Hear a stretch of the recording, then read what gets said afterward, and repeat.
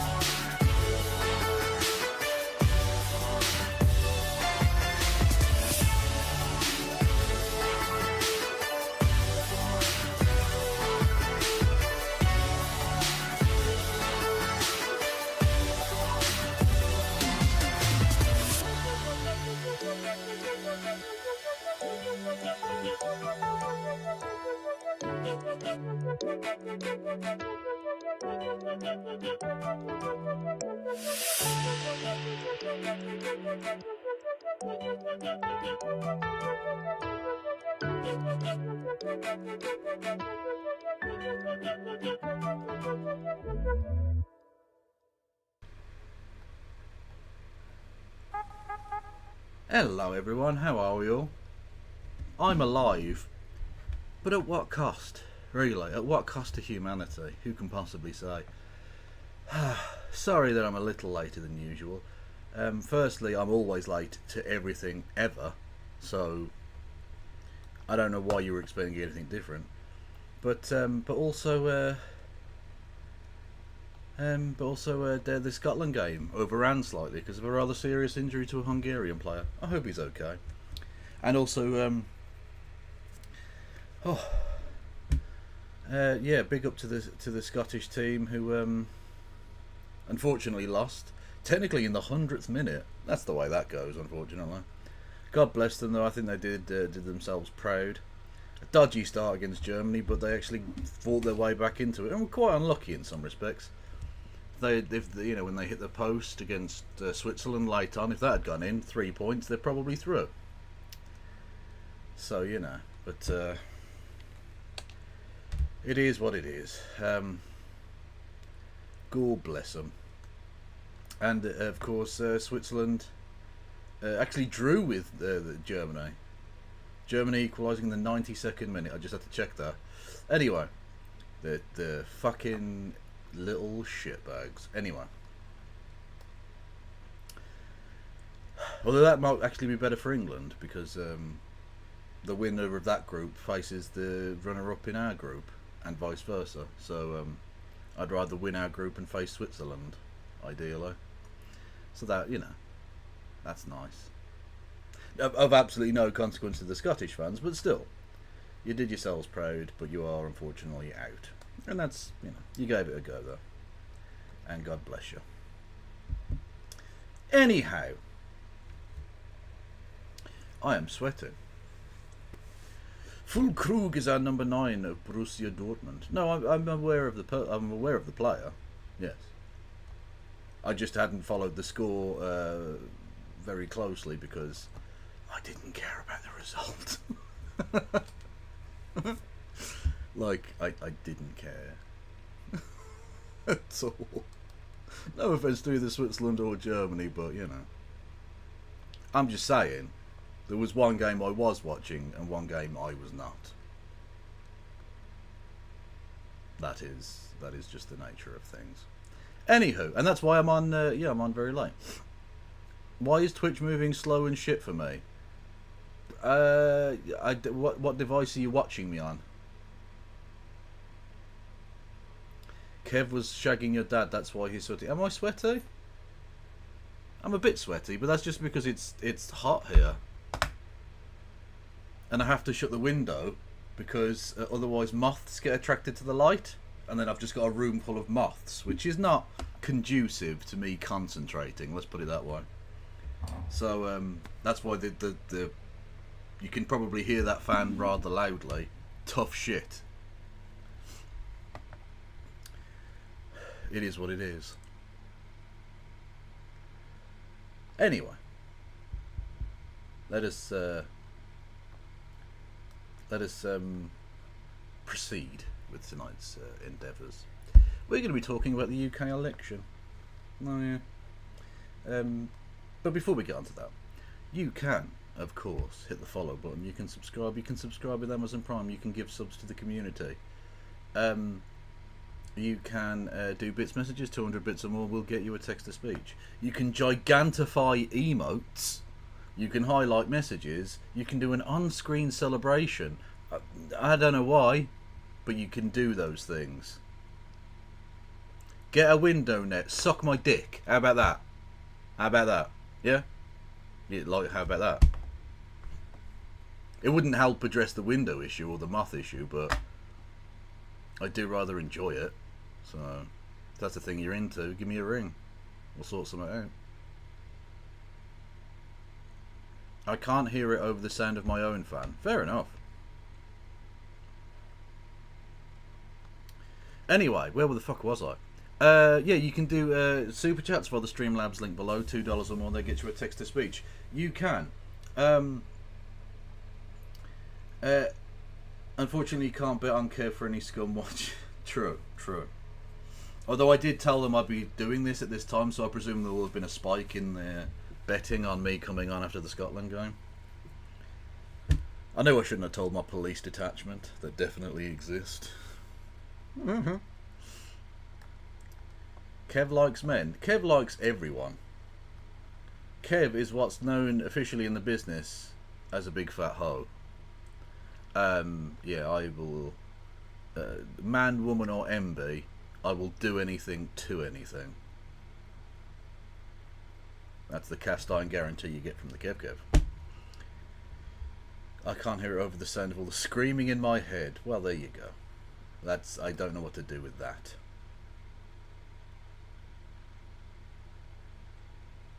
Anyway. Yes, so, oh, fuck me, I've been distracted twice during the bit. Right, you can go over to Discord. There's Facebook, YouTube, Blue Sky, and TikTok. If you're on YouTube, hello YouTube. You can hit the follow button. You can subscribe. You can like. You can share. You can finger me. You might be into that. I don't know. I'm not sure I am, but you know, we'll give it a try.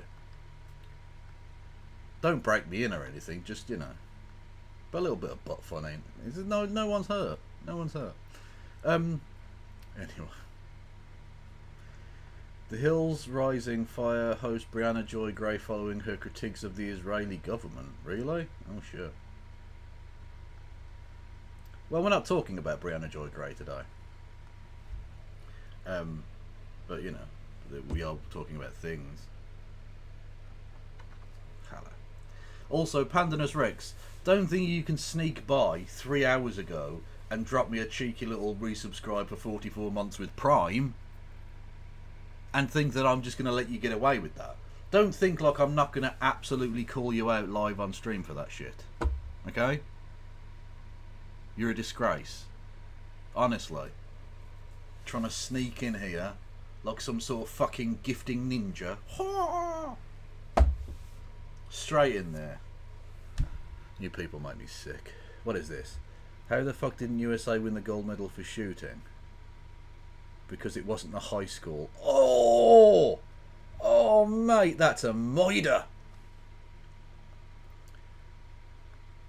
That's brutal. The joke is so dark, a cop almost shot it.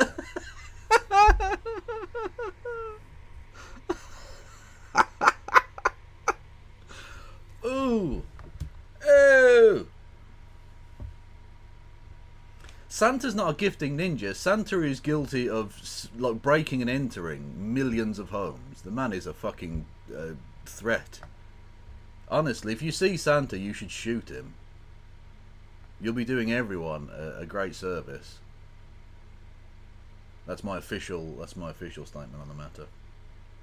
Anyway, away from the United States, the United Kingdom of Great Britain and Northern Ireland land. You may have heard we're hosting a general election. It will be in a mere few days' time now. We are down to about, was it 10 days, 11 days, whatever. And it's the Labour Party are going to win. Spoilers on that one, but the Labour Party are going to win big. So basically we're going to focus on mainly the Tories being shit, because that is hilarious. And they are so shit. Honestly, for election night, I'm thinking of doing a long list of different shit things they've done during the thing. I mean, right from the very start, he announced it in the pissing down the rain with no umbrella or anything, so he just got wet. He just looked like a drowned rat being outdone by Steve Bray and his boombox. Like, it's too perfect, right? The D-Day thing, I still can't believe he did that. And so it's just been a cavalcade of shit, right? Everything they've tried has fucking failed. Honestly, it's been so good. But policy, right? What are their policies? Well, basically, stop the boats. And we'll cut taxes, even though we haven't been cutting taxes. Yeah. So they're not a tax cutting party. But what are they doing in terms of stopping the boats? Well, their main thing is Rwanda. They want to send people to Rwanda. Now, I've covered that a million times over on the channel, so I won't bore you with it. But they promised they would get flights off before the general election. That clearly didn't happen. And they won't be doing so afterwards because A, they won't be in government, and B, those flights are never going anywhere. As I told you, exclusively revealed to you on this channel ages ago, because it's obviously illegal as fuck. Anyway, we knew for a long time that even they don't believe the Rwanda shit, right? We know that James Cleverly, who we'll be hearing from a little bit later on Laura Koonsberg, not on Laura Koonsberg, although I mean they may have that relationship behind the scenes, but not live on BBC One on a Sunday morning, on Laura Koonsberg's show. When he wasn't the Foreign Secretary, he described this plan as, quote, batshit. The fecal matter comparison will continue shortly. Rishi Sunak, the very small and very shit Prime Minister, didn't want to fund this plan when he was Chancellor of the Exchequer, i.e. the Finance Minister, because he knew it wouldn't work and would be just expensive and rubbish. They are now both simultaneously no longer in those positions. They are the Prime Minister and Foreign Secretary. So they don't believe in this plan. And it's not just them that don't believe in the plan. And get ready for yet another fecal matter comparison, because one of James Cleverly's former aides, i.e. assistants, at the Home Office, a guy called James Sunderland, who is not from Sunderland, that's just his surname, described the plan as crap.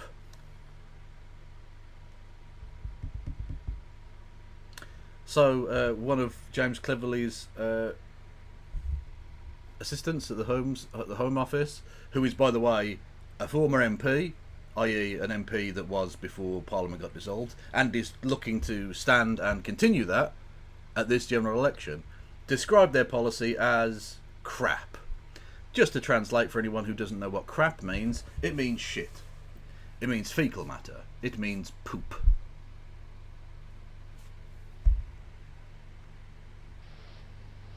Nobody's got the cameras on, have they? Phones on. The policy's crap. Okay? Yeah, no, we agree. It's crap. But it's not about the policy. It's about the effect of the policy. My man, what you've just done there is bullshit. It's a sleight of hand. You might call it crap, if you will. Every policy is about the effect of the policy. It's not the policy itself. If the policy itself is crap, the effect will be crap. The only way one can judge the crapness or otherwise of a policy is the effect it has. You daft cunt. This is second and third order effects. In Australia, for example, a similar policy had a devastating effect. There is no doubt at all when those first flights take off, it was... Yeah, it did have a devastating effect on the human rights record of the Australian government. And on the people, of course, to whom were subjected those concentration camps in places like Papua New Guinea. Yeah. Yeah. Send such a shockwave across the channel that the gangs will stop. The gangs won't stop, obviously. People are so desperate that they're prepared to risk that of the tens of thousands of people, they won't be one of the 250 or 500, depending on who you believe, that will be going to Rwanda. Not that anyone will be going to Rwanda, but let's indulge it for a second. It's not going to stop anything. What this is an incredibly racist dog whistle. You know it's crap, you even called it crap. And you're so afraid of calling it crap that you checked, and obviously someone lied, that no one was recording the words you were saying. You slippery little shit. So, you know, the one big policy they had coming into this, even they think is crap. I mean, just... bravo, lads. Bravo. Add to that the fact that today a fourth Tory official has been questioned by the Gambling Authority now, the Gambling Commission, I should say, on suspicion of being involved in the potentially illegal insider gambling ring that seems to have operated out of the supposed bastion of law and order, Downing Street. It's been another belting day for the Tories.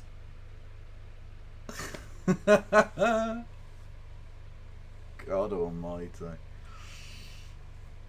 It's crap, so I expect Starmer and Co to adopt it. Well, no, to be fair, Starmer and Co have always said this was shit. Now, their criticism of this is not on the basis of the obvious immorality, or even really the illegality. It's the fact that it's ineffective.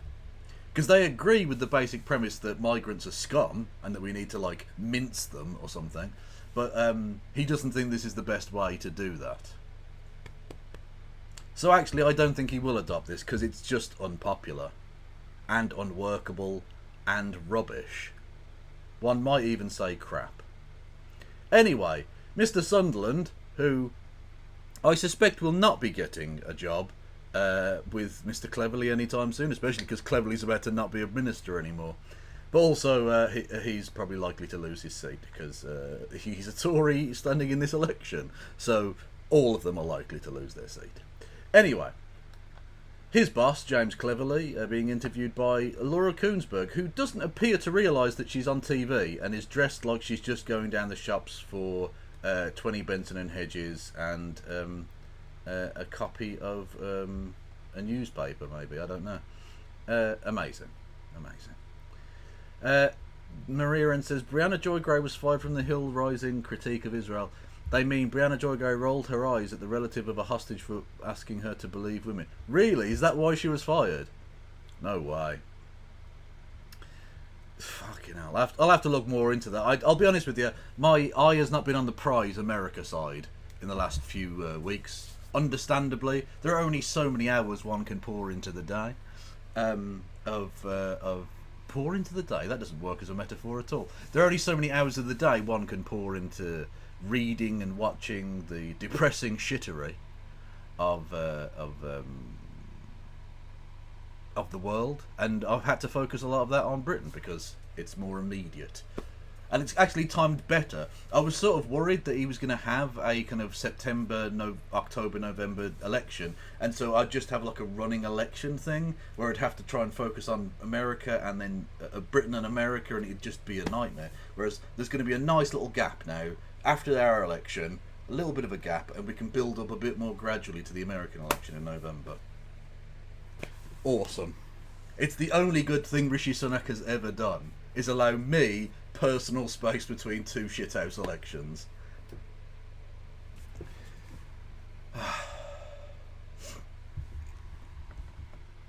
The pinned comment is an article about it. About what? There's Well, that is not an article, that is a video by the Rational National. Who was a good lad. I like him. I'll put that in the watch later folder, thank you very much. Kev, do you think Trump will win? I don't think he will win, but I think he definitely can win. Which is a little bit fucking terrifying when you think about it. But I can give you more detailed analysis of that in a couple of weeks when this shit is over. Anyway, Laura Koonsberg chilling on live national TV in a jumper. Let's go.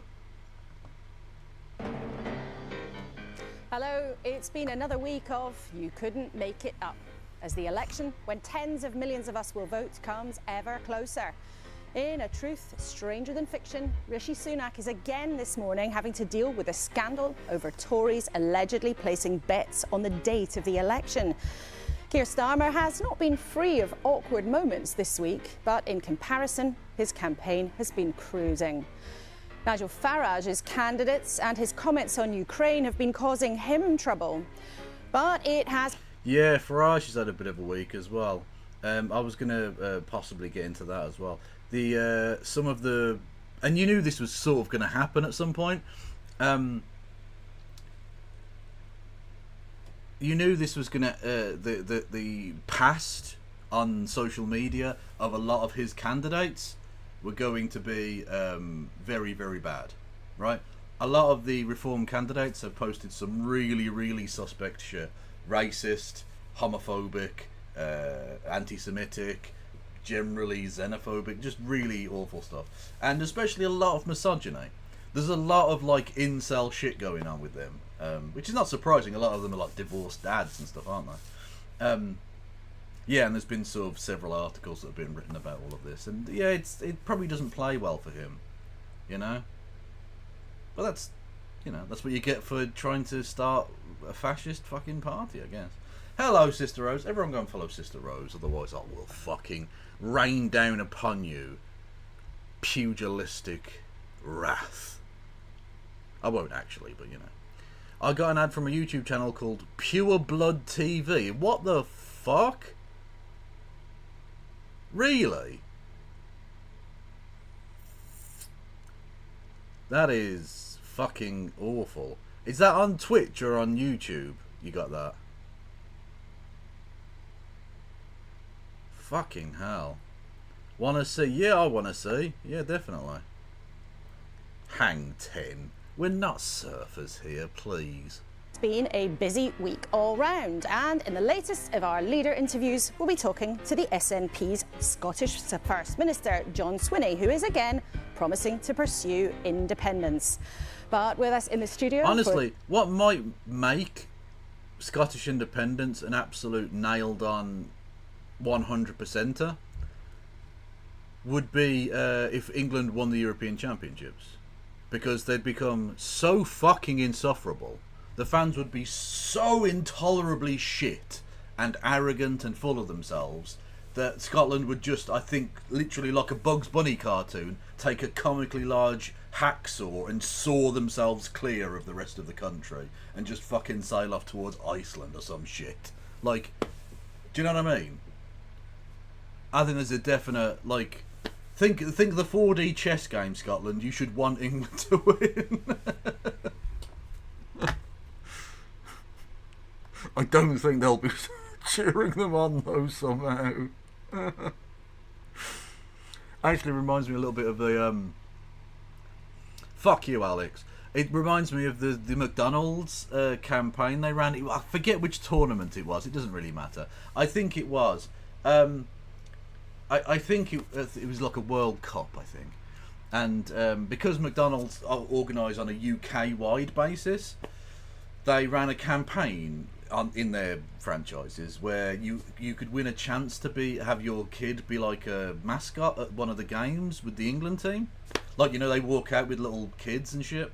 Just little kids as like mascots. And you could win a chance for you and your family to go to the game in wherever the fuck it was being held. And then you think that's sort of cool, right? But because it was being done on a UK-wide basis, the winner was a little Glaswegian kid who said he didn't want England to win. He just entered because it would seem like a fun thing to do. So they had to like I think they sent them to like a different game or some shit, and then chose like an English kid to actually walk out with the team. They should have just got another. He should have just let him walk out there in his Scotland kit. Fuck it. Why not? He won the competition fair and square. Let him stroll out there with David Beckham or whoever the fuck it was. Anyway. The Pureblood TV about blurb is independent auditing of government, local government, urban and suburban land and surrounding, keeping tabs on anything a bit shady or out of place, keeping an eye on taxpayer along with urban exploration, citizenship. So many dog whistles. Yeah, but it doesn't. For something called Pureblood TV, I was expecting a bit more like in your face, like racism. They rarely... Something called Pureblood TV, you're not expecting them to do euphemisms. You're expecting them to be like, this is a channel for the white man. Saving the white purity of our, you know, spirit and blood and blah, blah, blah, blah. But they didn't. Where we are? That's me as Laura Koonsberg. Laura Kevinsberg. Amazing.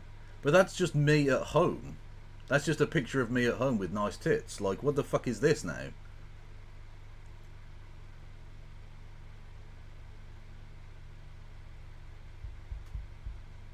You know what? Yeah, I'd do, mate. 100%. Labour and the Conservatives, the Home Secretary, James Cleverly, and Bridget Phillipson, who in a couple of weeks' time hopes to be the Education Secretary. 11 days to go. Are you feeling tired, exhausted, relieved that it's nearly over, James? Well, at least the sun's come out. I got to wear shorts the other day, which I know, like, small mercies in a... You are the Foreign Secretary, mate. Actually, no, why am I saying that? It's fine for him to talk about being in his shorts, but, like, you're the Foreign Secretary on a TV show. Like, talk about Palestine or something, you cunt. Fuck's sake. Elections, but I like electioneering, so I don't mind. So those shorts, you're hoping to get more votes with or without with the shorts? I fear I think I might have put some people off. And Bridget, how about you? How are you feeling now? Yeah, the sun is shining, but nothing is settled. And if people want change... Oh, for fuck's sake, straight into it. You've got to go and vote for it. Didn't miss we're a about beat. 1 minute in and we've got a slogan already. We'll talk to both of you later on. Remember, of course, this election is not just about a contest between the big two. Sir John Curtis, with his polling calculator, will keep us right. All these megapolls said Conservative support is falling most heavily in constituencies... Sorry, Home Secretary. What did I say? Foreign Secretary. Yeah, no, you're quite right. Yeah. ...defending, compounding its losses. And our team at the desk. Oh, what the actual fucking Christ. What the... I didn't know who these fuckers were going to be. So you've got Philip Hammond, one of the most ineffective shithouse chancellors of recent times, cunt. Peter Mandelson, a man so ghoulish Satan doesn't want his soul, and who was literally friends with Jeffrey Epstein for many years. He's probably a pederast. I can't prove anything. I'm just saying, if you're hanging around with pederasts for that long, you probably are at least okay with it. And I don't know who the woman is, I apologise. I can't actually see who that is. I literally can't. She's got her head tilted, so I don't know. But, yeah, those two are just fucking ghouls.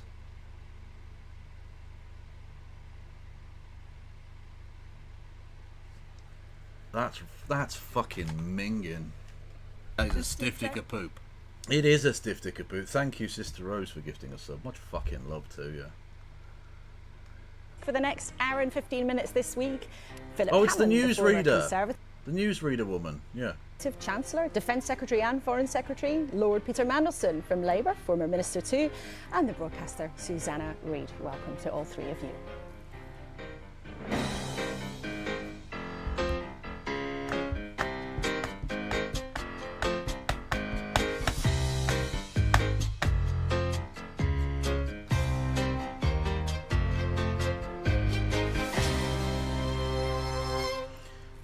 Well, he looks miserable because he hasn't had a chance to sun himself on a wall for several hours, like the fucking lizard that he is.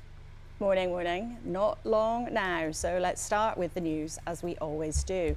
The Sunday Times is splashing on a fourth Conservative allegedly being looked into by the Gambling Commission over election bets. I told Like quite a you. few- I told you it wasn't done. What did I say the other day? This thing's just going to fucking spiral. It's going to drag in loads of people. I bet you Sunak knew. I bet you he knew. He probably didn't put money on it, but he was probably okay with like a wink, wink, nudge, nudge. Go and make yourself a crafty few quid. Go on, you know. Fucking guarantee. It won't come out till after the election, but I fucking guarantee it happened. The papers, they also have the royal selfie with Taylor Swift. The Mail on Sunday says President... True. Now, you might think that's inconsequential, the Taylor Swift thing. Now, the selfie is kind of irrelevant, right? But what isn't? And I think this is important. Taylor Swift, and I wasn't obviously at the concert because I wouldn't go and see her if she was playing in my fucking kitchen.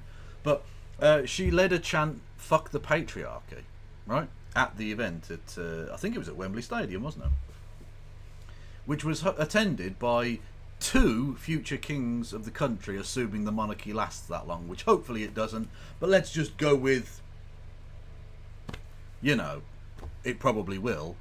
Both your man there and his kid are probably both going to be king at some point. Having that kind of message blasted into their face, I don't think is a bad thing, actually. I think that's probably... She is soy-facing, to be fair. She should have done the full, like, reach back with the arm and gone... Like, she should have done the full bit. Yeah, I know. Look, I'm not claiming that she's good or anything like that. No. I'm just saying, like, I'm adding a little bit of context that I'm aware of a thing that happened that's probably for the better that it did happen than if it didn't. But yeah, she's also a prick who, like, apparently flies to the shops because fuck it. If she's not burning tons of fuel in moving anywhere, what's the point in living? Also, yeah, well done to Zelensky here for absolutely bitch slapping fucking Nigel Farage. Good man. He may be 3 feet tall, but he packs a punch, Zelensky.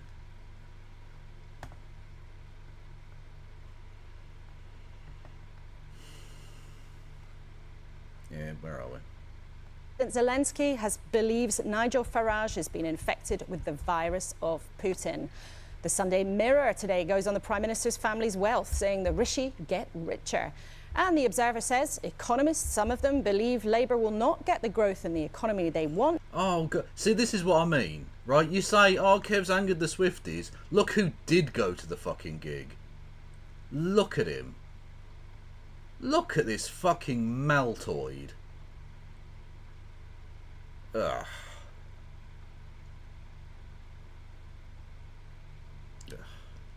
Don't even get me fucking started. Without closer ties to the EU. And on the Sunday Mail in Scotland, Scotland's First Minister, John Swinney, where there are claims that the SNP has been using taxpayer-funded stamps for campaigning.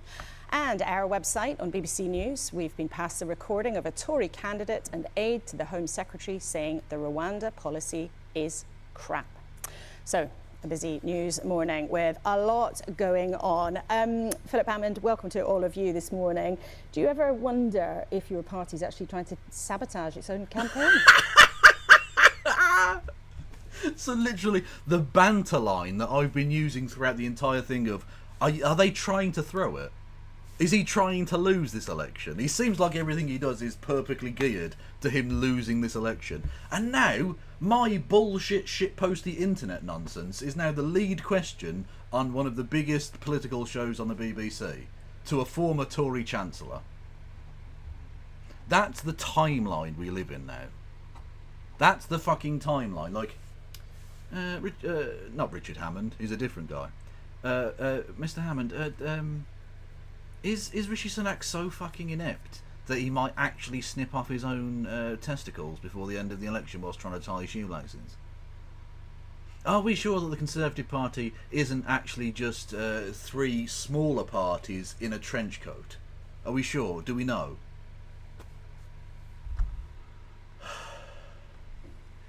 Well, look, it's a difficult campaign to run because it's against the backdrop of the Boris Johnson period in government, the Liz Truss debacle.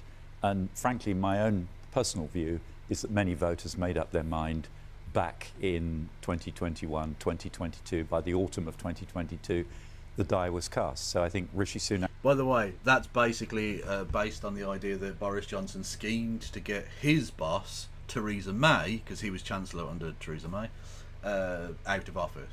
So he personally blames Boris Johnson for the fact that he wasn't Chancellor anymore. So that's just a little bit of like, fuck you, stab, stab, stab. That's prison bitch rules, but in like high political circles. And Jeremy Hunt have done a credible job in government, but they are unfortunately are being held to account for the mistakes and the errors that were made earlier on in this period of government. When you backed Rishi Sunak when it came to choosing the next Conservative leader, but a lot of your colleagues that worked do well, say didn't it, actually mate? he's You should have made gone with the things fucking worse, lettuce. and the way the campaign's been handled might suggest to a lot of our viewers that's true. I backed Rishi Sunak because the alternative was Liz Truss, and I think I've probably been vindicated on that choice. But in terms of how they've been... No, lettuce. The lettuce was the choice. Honestly, between all three of them, there's only one of them that has any kind of brain cell, and ridiculously, it's the lettuce. Considering it doesn't even have a brain. How does that even work, Kev? I don't know. Running things in the last month or so. I mean, they were meant to be the ones who had a plan for the election because they called it when other people didn't know. Yeah, I mean, I don't personally understand why. Okay, I think we do make that one into an emote. The Kev Soy Jack. Hang on. Oh. It looks mental. The Kev Soy Jack. Yes. Yes, yes, yes. Let's go. Save image. Boom. That is fucking beautiful. Hang on, where are we? Fuck's sake. We're having an election in July. I would have liked to have seen the election later in the year. I'm pretty confident that we will see 1 or 2 interest rate cuts between now and November, and I would have been preferred the party to have been fighting this election on the basis of interest rates falling, and probably on the basis of Mr. Farage having disappeared off to the US to play games with candidate Trump as well. That would have been a better backdrop from my point of view. Lord Brandleton, we've heard interesting messages coming out of the Labour campaign in the last day or so. That does make a point, yeah. I don't think Farage would have... You know, I've never even taken that into account, yeah. If they'd done it around the time of the American election, I think he'd have probably prioritised sucking Trump's dick than standing in the election. Yeah, you know what? That's actually an excellent point. I did not think I would be saying that about fucking Philip Hammond. Jesus Christ. But he's made a banging point there. I'll give him that. He's a shithouse, but he's got a point. Where the fuck is the thing? Emotes, there we go. Jesus Christ, I'm bad at this. Shifting to telling people, this isn't in the bag, it's not in the bag. Do you believe the polls? I don't believe the polls for one moment. I mean, especially these new pseudo-scientific MRP polls, which are essentially sort of looking through a rear-view mirror and trying to anticipate how people are going to make up their minds in 2 weeks or however long it is. It seems like an eternity's time. The fact is that many people are uncertain. Some are undecided, some are doubtful, others are leaning one way or another but haven't finally made up their mind. I've made my mind up about you and being a nonce, so, you know, maybe you should hand yourself into the police. It's just a thought. And that's why the polls, in a sense, are dangerous. They generate, if you're not careful, a sense of complacency, that it's all in the bag. It isn't. And that's why, as Bridget Phillipson was saying, if people want change in the country, they're actually going to have to go out and vote for it. Is that really the case, though? I mean, you've had Philip Hammond saying there the die was cast ages ago. Isn't this actually just classic now tactics from Labour to get the vote out, which people always do at this stage? Yes. I don't think it's a tactic. I think it's a observation that if people do not go out and actually vote, you will not get the change of government we need. After 14 years, all this has gone on. I mean, if you take the betting story today, the reason you've got all this going on is because they've been in power for too long. They've been in power for too long, by the way, for a good spell without a proper opposition under Jeremy Corbyn. There you go, stick the knife in, you fucking pedo.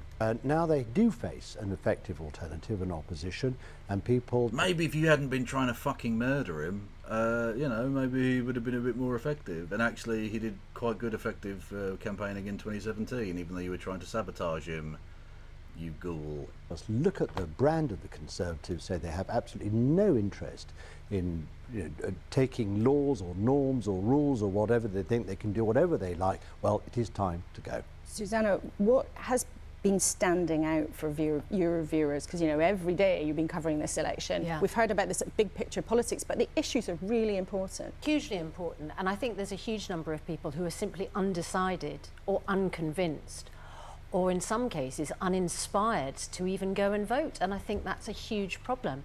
I think people are continuously worried about the cost of living, about education, about massive NHS waiting lists, about crime, about immigration. And I think that they look at what the politicians are saying and they're just not sure whether they're being honest, transparent about how those plans are going to be paid for. And that applies to all of them, in your view? Well, I think there's a sense that after 14 years of the Conservatives being in government, nothing works amongst some people and that things are broken. And it's remarkable, isn't it, that we hear from Lord Hammond, who last time I checked was a Conservative, who is critical of Prime Ministers of the same party over the last 14 years. And when it comes to the opposition, you know, huge things need to change and they're just not sure that those things are going to change, that things are going to improve, because where is the money for it? Okay, well, that's one of the things I'm sure we'll get into later. All three of you, thank you very much indeed for now. Well, let's get on with our... People want change, but Keir Starmer isn't offering change because he's in the pocket of Peter Mandelson and he's ill. First interview of the morning. Months ago, you will all remember, the Prime Minister chose "Stop the Boats" as one of his top slogans. It was emblazoned everywhere, lecterns, posters all over the place. The government's plan to send people arriving in the UK without permission to Africa, the country of Rwanda, was stuck at the top of the political agenda. But the boats have not stopped. Only 2 migrants have gone to Rwanda and they have gone voluntarily. So let's talk about all that with Home Secretary James Cleverly, who's with us. Now, they went on holiday. One of your aides, whose job it has been for 2 years to help you get the government's plan to send migrants to Rwanda fully enacted, was... Oh, for fuck's sake, it's saying that the image format is not supported, and I don't know what the fuck that means. Why can it not just be simple to just put a fucking emote up? God, I hate the world. Recorded giving this opinion about the scheme. Let's listen to what he had to say. Nobody's got the cameras on, have they? Phones on. Oh, this is brutal. Let me just play your former colleague talking shit about the policy you're now having to come out here and try and defend. It's crap. Okay? It's crap. But it's not about the policy. It's about the effect of the policy. Yes. This is second and third order effects. I think it's supposed to be PNG. There is no doubt at all that when those first flights take off, it will send such a shockwave across the channel that the gangs will stop.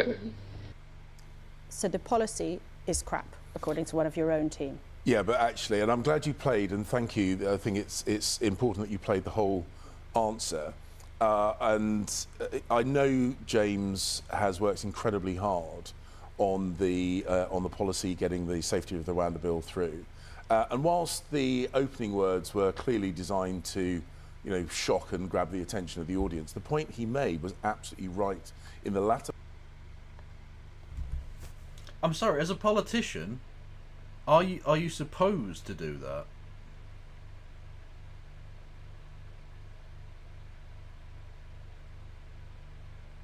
Don't use copy image, use save. I used save image. Yeah, anyway. Yeah, you're not really supposed to shock and, like, you're supposed to explain things. You can't fucking, like, dribble your way out of this one. This is shit, okay? He said your policy's shit. He said your fucking fans are shit. Your stadium shit, your team shit. You got no fans. You want some? It's a part of the quote, which is the effect, the deterrent effect on the people smuggling gangs and the people they're trying to make money from is what we are seeking to achieve. And he's absolutely right that in other places where that deterrent's been put in place, most famously Australia, has been having effect. And indeed, a number of other European countries are exploring third country processing arrangements similar to Rwanda. And the only people seemingly that are heading in the other direction is Labour. So whilst a lot of other countries are now exploring plans like Rwanda, Labour are the ones saying they're going to scrap it, even though the deterrent effect is already starting to have an impact. Well, we'll come to the... Where? You said other countries are looking towards a thing. What do you mean it's having an impact? Where is it having an impact? What are you talking about?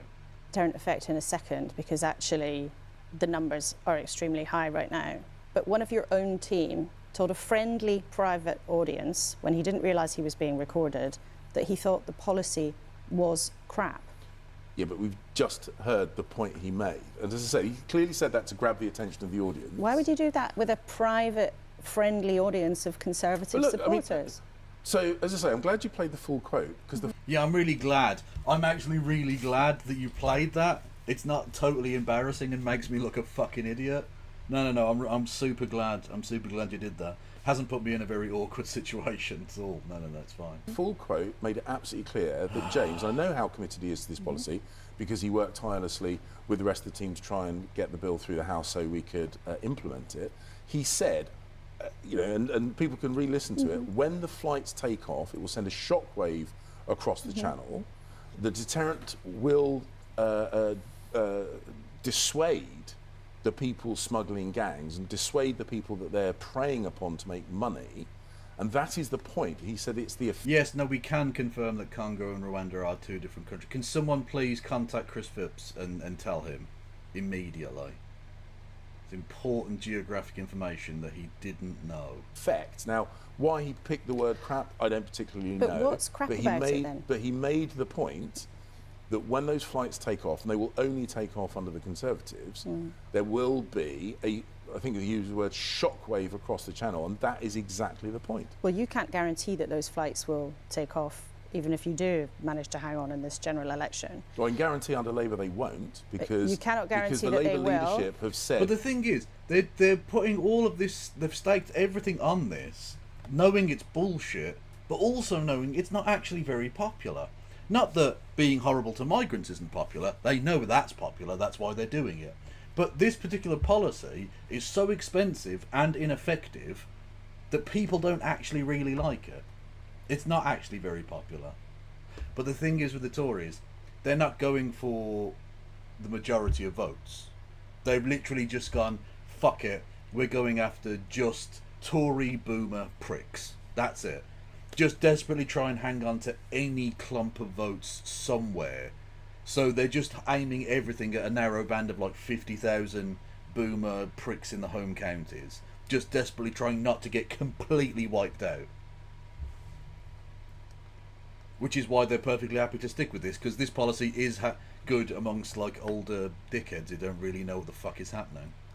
But even if it is working, they're going to scrap it. And we'll talk to Labour later in the programme. And throughout this election campaign, what our viewers clearly want us to do is to concentrate on the policies of each party when we're speaking to them. So Labour won't be allowed to talk about the Conservatives? The problem with all of this is that...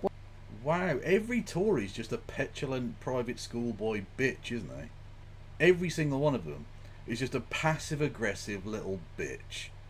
Yeah, so the Labour Party won't be able to talk about the Conservative Party then? Yeah, even though you literally just let me talk about them several times there, and blah, blah, blah, blah, blah.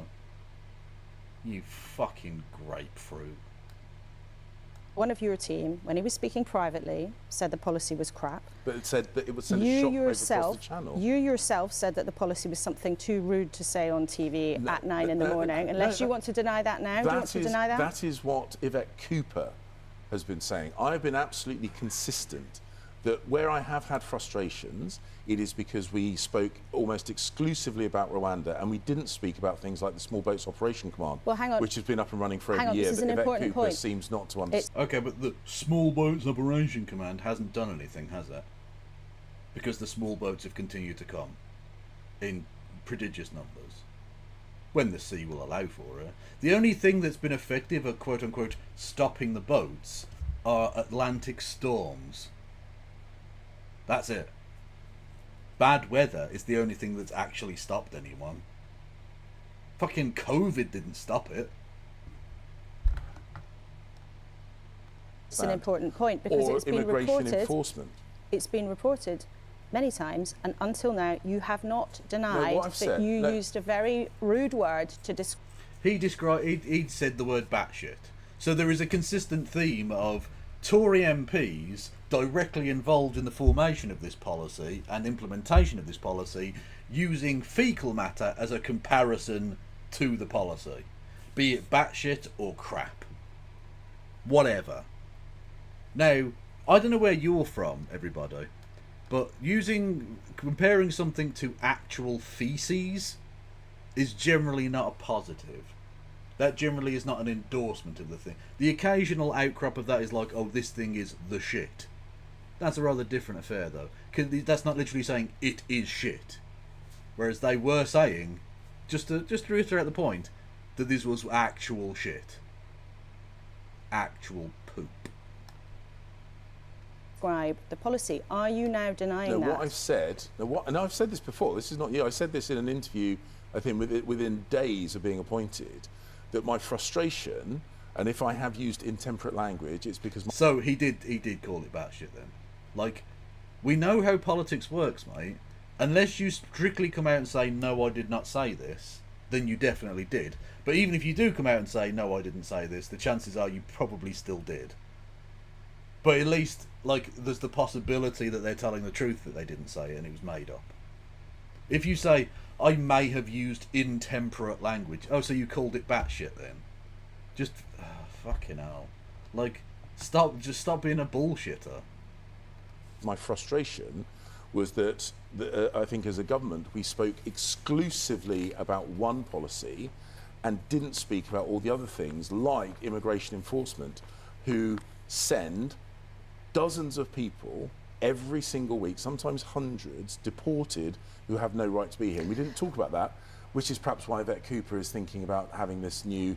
Crashtronomy, we've watched that before, it's very good. New returns unit, which is exactly what immigration enforcement already does, and a border command, which is exactly what the small boats operation. And I'll repeat for our audience, we'll be talking to Labour later later in the programme. But if your policy is so effective, pre-existing functions. If your policy, because your one is shit. Now, again, I am in no mood to defend the Labour Party, but the basic point would be, just because you already have something which claims to tackle that particular issue, it's shit and doesn't do that.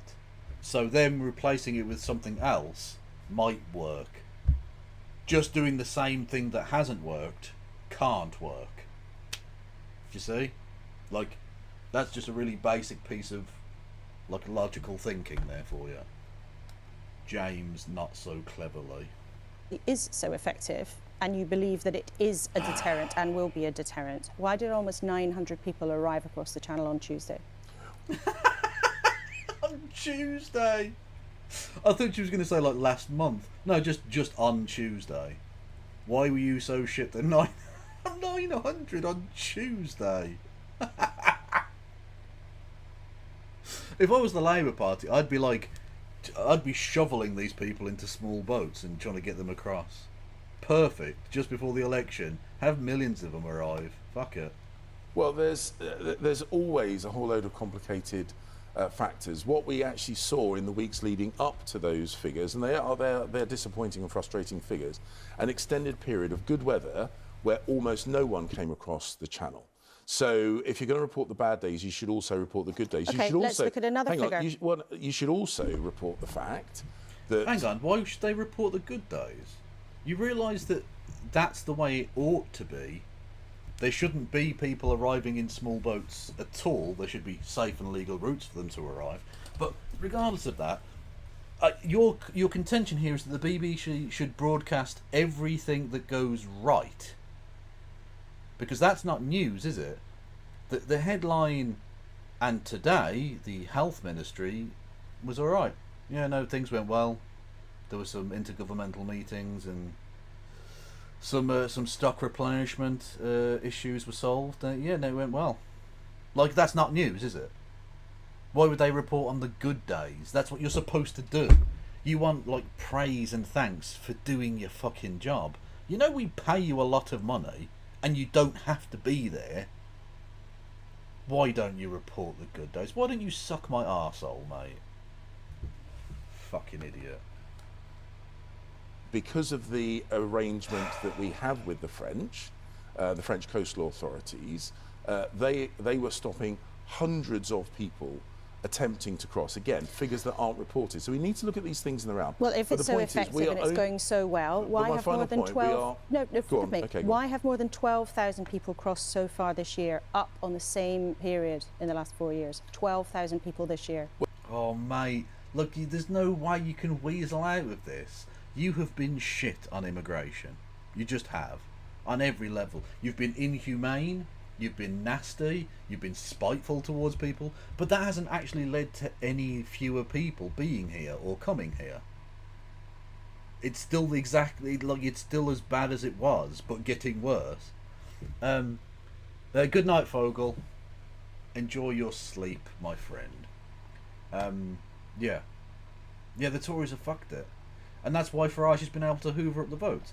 Because, again, not to beat the drum too regularly or too hard, but the Tory party don't actually represent conservative politics.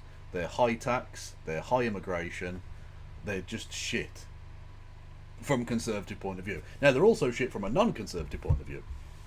But I'm just looking at it from like the perspective of someone who might generally have voted conservative. Why would you? Why would you vote for this pile of shit?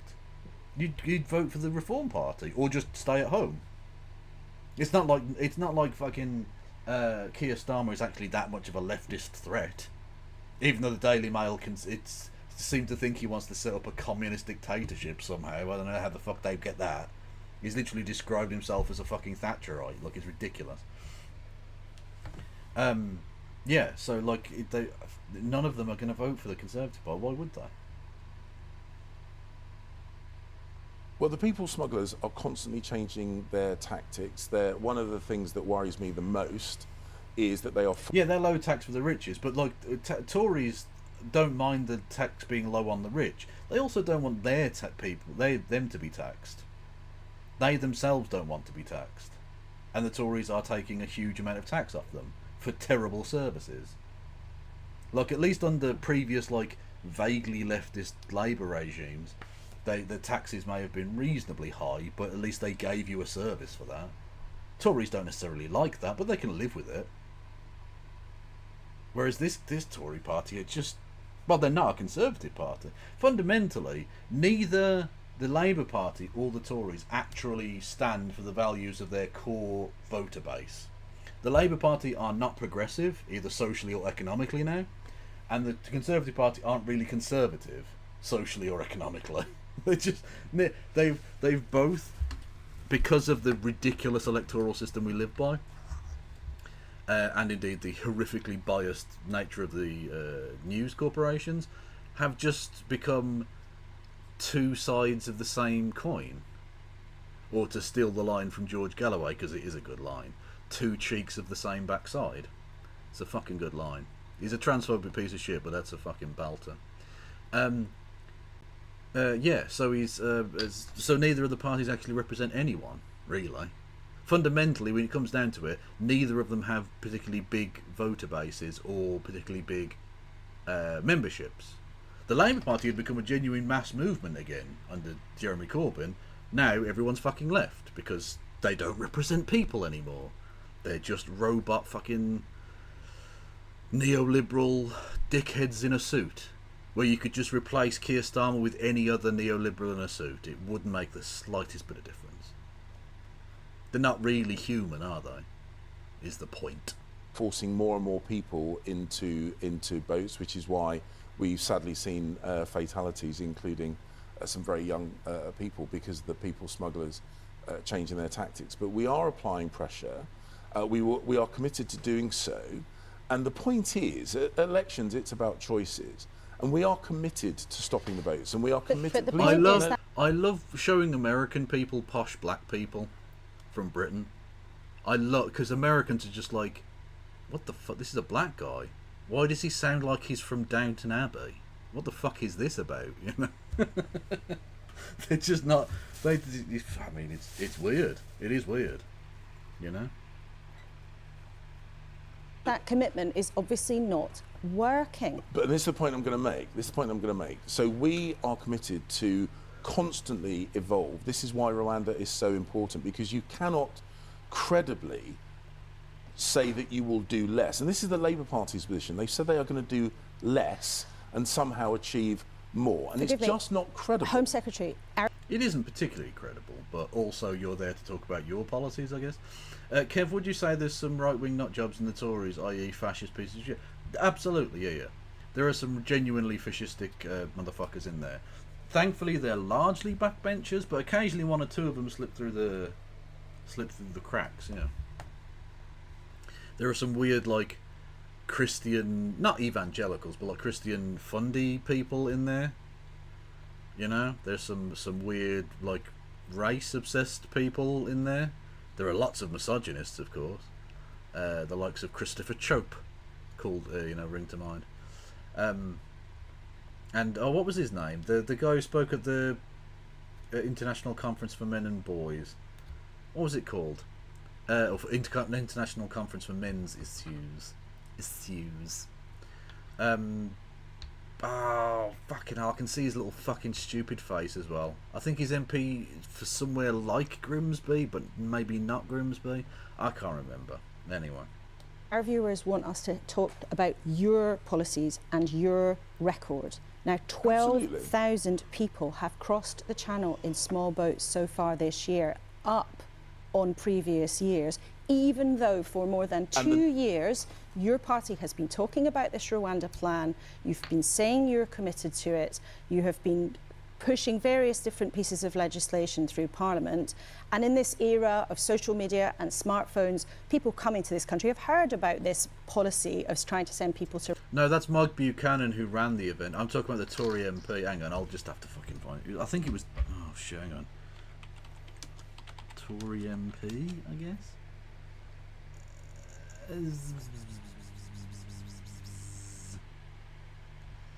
Find up.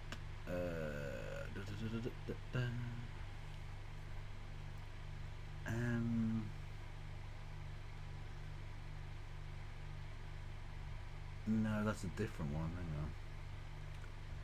No. Did Kemi Badenoch? What?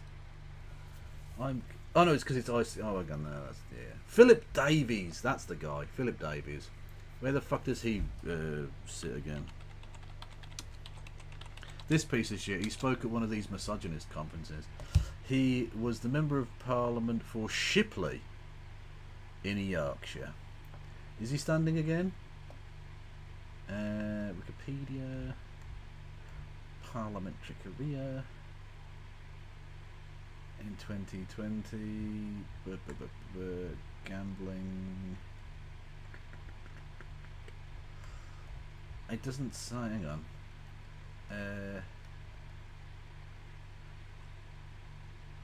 Shipley. Let's go. Shipley candidates. Shipley candidates. The 10 candidates in Shipley.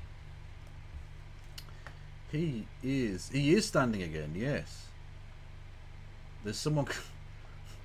The Reform Party candidate's called Simon Dandy, which is lovely. And there's Philip Davis.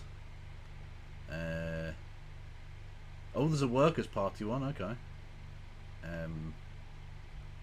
There's the Labour Party. Anna Dixon. Okay. There's a Green Party as well. So get out there. There's Social Democrat as well. Good lord. There you go. What about Alan Davies? Well, he's quite interesting, isn't he? Rwanda, and yet the numbers are still going up. There is not evidence that this is working as a deterrent, even if you do ever manage to get a plane off the ground. Well, I remember reports not that long ago where the Irish government were very uncomfortable. Oh yeah, I love the Kevin FM. Everyone go and follow the Kevin FM. Great name, great cats. comfortable because they were seeing people come into their country because they did not want to be sent to Rwanda. And they've still crossed the channel to do that. And if what you say is you want to stop the channel crossings because you think it's dangerous, you think it's terrible for vulnerable people. Yeah, 6,000 is getting done then. Oh, that's going to be a nice one. I'm definitely, before the election night, I'm definitely going to put down like my list of like candidates in sort of order that I want them to be booted out. And there'll be quite a few of them. Like, who would be top? That's a point. Let's do our top 3. Just off the top of our heads, everybody. Who's the top 3 Tories you want to get booted out? Just for the historic nature of it, I think I'll go Rishi. I'll go Rishi for the first one, just because that would be hilarious. That would be comical. Reese Mogg, I'd quite like to get fucked on. That would be fucking good. Braverman would be dope. Ian Duncan's. Oh, there are too many. I've already named fucking 4. Kemi would be good. Yeah. Yeah, no, Braverman's got to get done. Yeah. Oh, there are too many. Jeremy Hunt would be good. Yeah. Oh, fuck, there are so many good ones. Yeah, there are too many. There really are. Yeah, Ian Duncan Smith definitely needs to get fucking rammed up the shitter with a fucking hose pipe made of lead. What does that mean? It doesn't mean anything. Should we do a ranking? Well, that's basically what I'm going to sort of do. I'm going to do like a short list. Like, you know, the parties have their long list of like target seats, and it goes in like descending order, where like the top few are like really, really out there ones, and then the further it gets down, it's like the ones they think they can actually really win. And I might do that. I might, you know, it'll be like Rishi or whatever at the top, and then it'll go down to like the person who's got a vote of like, you know, a majority of 57 votes or something. Yeah. Or wasn't there one that had like a majority of like 14 or something ridiculous? I can't remember. They're still crossing the channel, even if they then go on to Ireland. And this is why the deterrent of Rwanda, this is why and this is the point that James was making, when those first flights take off, it will have a shockwave. The point is, it won't have a shockwave. And other European nations who are also struggling. Stop lying. The Does James Cleverly even know he's lying, dude? Still lying to his audience. Of people that the people smugglers. I'm not going to punch my desk. I'm not doing it. European countries. We work even together. For the bit. I speak regularly still, even though there's election call. I still converse regularly with interior ministers across Europe. This is. Dickhead. That again. You want thanks for doing your job. You're still a fucking minister, you cunt. Even after the election is called, you're not a member of Parliament anymore because there is no Parliament. It's been dissolved. You are still a government minister. A government minister. You do not get special thanks and praise for doing the very basics of the fucking job we are paying you exorbitantly to do. I'd be very annoyed if you weren't having such conversations, because that would mean that you weren't fulfilling the contract you had. You fucking gravy tunnel. A Europe-wide challenge, and the point is we are constantly evolving our response. And your response has not been working, and your plan please for let me Rwanda... finish the point. Please let me finish the point, because this is really key. No, Boris is not standing. Lol.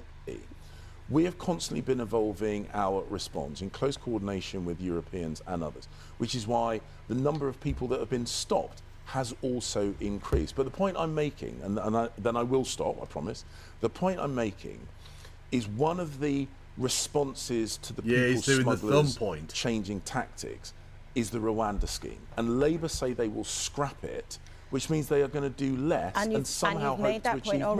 And you've made that point already. And you've made that point. That's just not credible. You've made that point already, and it's a point that we have discussed on several occasions with the Labour Party. The point is...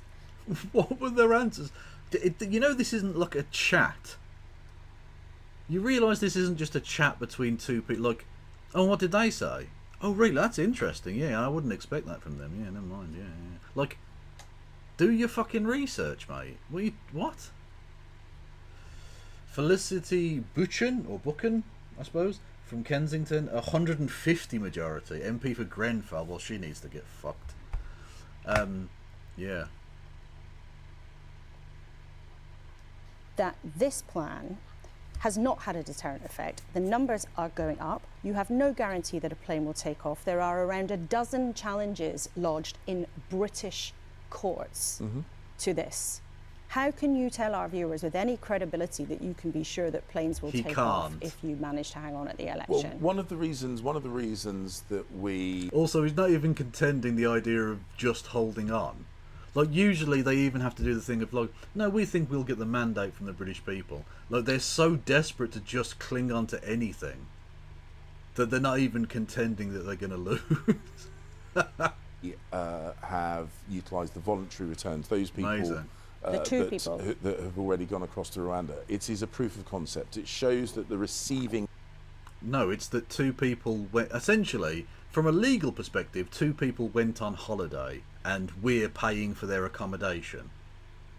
It's a long-term let, free of charge, but they've just gone on holiday. Because the point isn't that people aren't allowed to travel to Rwanda, because of course they are allowed to travel to Rwanda.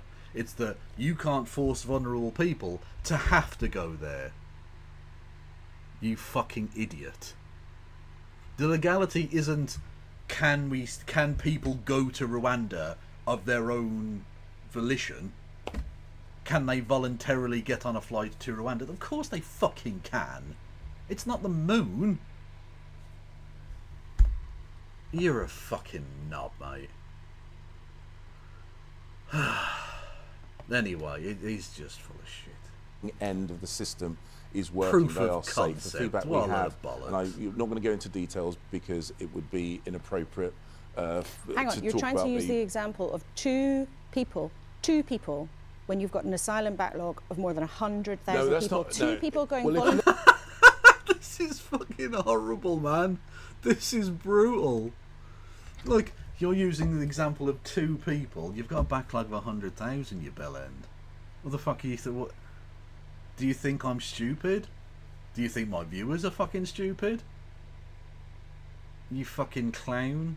You litter tray. The fuck is wrong with you? Are you batshit, mate? Entirely in a different scheme. You're Laura, trying to use that as evidence that it would work.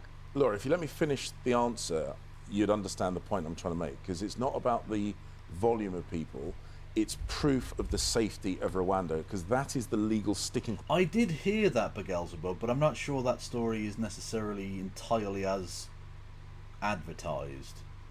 I need to look into it more, but I can't be bothered. It's an old story now. But, like, yeah, I'm not sure it's as clear-cut as that.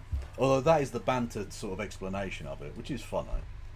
And it wouldn't surprise me, because the Tories are useless. You know. Point you've had in the past. Rwanda has demonstrated and is demonstrating both to the refugees that the United Nations sent to Rwanda and the ones that have come from the UK that they are a safe, welcoming country. That undermines the legal argument against the flights. That's why it's important. It's not the numbers of people, it's that they... Right, but they didn't let you do it the first time, and you passing legislation pretending that Rwanda is now safe doesn't change that. So you giving this bullshit explanation on the TV means nothing. Rwanda is not only not safer now, it's actually less safe because it's been involved in the brutal slaughter that's ongoing in Congo, which again, two different countries. You might want to inform your ministerial colleagues on that. Some of them seem a little bit fuzzy on the geography. Anyway, Rwanda is less safe now than it was when the initial decision was made. So you saying actually it's fine to send people there, honest, that's not really going to fly when it comes to the Supreme Court. They're going to say, no, we literally already told you this wasn't fucking safe. Get out of my face. But in like lawyer speak, so it'll take fucking 7 hours. They prove the concept that Rwanda is a safe country. Okay, well, it'll be very interesting to see which undermines the legal argument. It'll be very argument interesting to against see what the courts say, because there are 12 challenges, around a dozen challenges in the British courts on whether or not this is a legal scheme. But we've got lots of other things we want. And again, she keeps having to say British, because every time this happens, they say, we're not going to let foreign courts dictate to us. The Supreme Court is based in Britain and made up entirely of British citizens acting entirely under British law. And that's where these cases will end up, and British courts will tell British officials, you can't fucking do this, it's illegal under British law. Now get out of my fucking face! But again, in legalese, it will take 2 fucking weeks. To talk to you about. One thing that's very important to some viewers that the government didn't deliver before calling the election is what's known as Martin's Law. Yeah. Now, that was suggested after the Why would you make a law that only applies to one bloke called Martin? Crazy. Manchester What that poor guy called Sod? Why has he got a law against him? Arena bomb named after Martin Hett, who died in that attack. And I know viewers might remember you met with his mother the day the election was called. And here's a picture of that meeting taking place. Now, in your manifesto, you have promised urgently to introduce it. But what does that mean? Would you do it within the first 100 days if you hang on? So I met Martin's family and campaigners, and I said at the time that if, and I was quite clear, that if for whatever reason we weren't able to get that law passed in this Parliament, at that meeting I didn't know that the election was going to be called. But I said... Some people probably fucking did though, because they were literally down the bookies with little slips of paper trying to earn money at our expense. If there is a delay because of an election, the Conservatives would absolutely prioritise this immediately upon reforming so a that government. would be, if you managed to hang on, that would be in the King's speech, you would do it straight away? Absolute commitment to do this straight away, because they have been waiting a long time, too long. They have. It is a policy where we need to get the balance right. We need to make sure those bigger venues who have the resources and the capability are properly defending the people who come to... I see. I don't know what this law really is, so I can't comment on any of this. Venues, but also we want to make sure the little music venues in the back room of a pub or whatever are viable, and that was part of the delay. But we are absolutely committed, and I made this point at the time, we're absolutely committed to get this law in the statute books as an absolute priority. One of the other things that the families of victims of terror attacks have asked for many years, is what's known as a survivor's charter. So a promise for compensation, support with mental health in the wake of something terrible. And families like the family of the murdered MP Joe Cox have been involved in that campaign for that survivor's charter. Would you give a similar commitment, finally, to get that done? They've been appealing to Rishi Sunak in the last 2 days. Well, look, I want to look at the details. That is very... We've been asking for it for years. Yes, the details are pretty clear. But the point that I've seen as Home Secretary is circumstances are very different from one to another. Having a kind of a universal offer, by definition, would mean it's less tailored to the individual circumstances of those people who survive. So actually, it's better if we have a universal "fuck yourself" to everyone, because that's tailored to the specific issue that the Conservative Party don't want to spend money on this shit. So just giving a blanket "fuck you, we're not giving you any support" to all victims is actually better, apparently. And when you have gone through something as horrific as a terrorist attack, I would want to make sure that the response is bespoke to the individuals rather than general. I can bespoke, not beswoke. Understand the benefits to both. I'm not completely convinced that a kind of a one-size-fits-all offer is the most appropriate way we move forward, but I'm absolutely committed to make sure that the survivors of terror and their families have the appropriate support. Okay. To your knowledge, Home Secretary, did any ministers put a bet on the timing of the election? Not to my knowledge at all, no. Not to my knowledge. That's a very political answer. The the proposal for Martin's Law, standard tier premises which would have a capacity of enhanced premises. Oh, so they'd have to have more security at bigger venues. Okay, yeah, that seems fine. As long as it doesn't fuck over like the small, as he actually said, the small back room, like fucking, downstairs dive bar in a pub that 20 people can get in and see a band. Because if you make them have to have like crazy ass security, then that just doesn't happen. Those gigs don't take place, and the lifeblood of musical scenes dies, which Well, actually, no, they wouldn't die. You'd have a lot more illegal fucking shows taking place. But musicians will always play. It's just, can they do so in a safe, legal way? What do you say to our viewers who hear another set of allegations about another Conservative, the head of data, Nick Mason, who's been looked into by the Gambling Commission? He's denied wrongdoing, but he's being looked into for... That would be an ecumenical matter. You know what, Bobby? I already loved you, but if you're going to start quoting old Father Ted bits, let's ignore Graham Linehan in that. But if you're going to quote old Father Ted bits at me, I might have to marry you. In my head, because I'm not getting married in real life to anyone ever. Marriage is a silly, outdated concept. So the Gambling Commission have made it very clear that we should not discuss this investigation. I intend to abide by the explicit instructions of the Gambling Commission, which is not to discuss this. And I know that's going to be frustrating, but they've made it clear that we shouldn't. And it's very convenient for you not to have to talk about this very, very awful subject, isn't it? It's very convenient that just before the election, you're going to take the advice of the Gambling Commission, which is not actually a body that can do anything legally to you, but can make recommendations to the police. Yeah, very convenient. I'm going to stick to that. But two of the people who are in the Sunday Times reporting of this latest story this morning, and also the BBC we've been reporting on the last few days, two of them are standing to become Conservative MPs. Don't you think that voters actually have a right to know whether you are going to do anything about it? Well, let's... So there is a system, there is a process. The Gambling Commission are doing the investigation, that is appropriate. When, in other circumstances, when Keir Starmer was being investigated, when Angela Rayner was being investigated, they both said they would stay in place until the culmination of that investigation. I think that is the... Wow, that is one hell of a pivot flex. Like, he's just so on message of, like, every time they criticise us, just mention the Labour Party.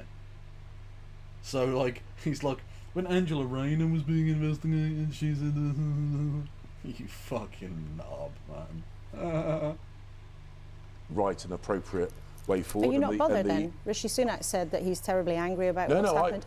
What do you think about it? I mean, Michael Gove has said this is like Partygate. No. So I is like Partygate. I have been absolutely clear that from what I have read, I am not in any way going to defend the actions of these individuals. But I'm also conscious that I don't have the full details. The only organisation that does is the Gambling Commission, and it is right that they take action, whatever the appropriate action. And they have been clear that we should not discuss this.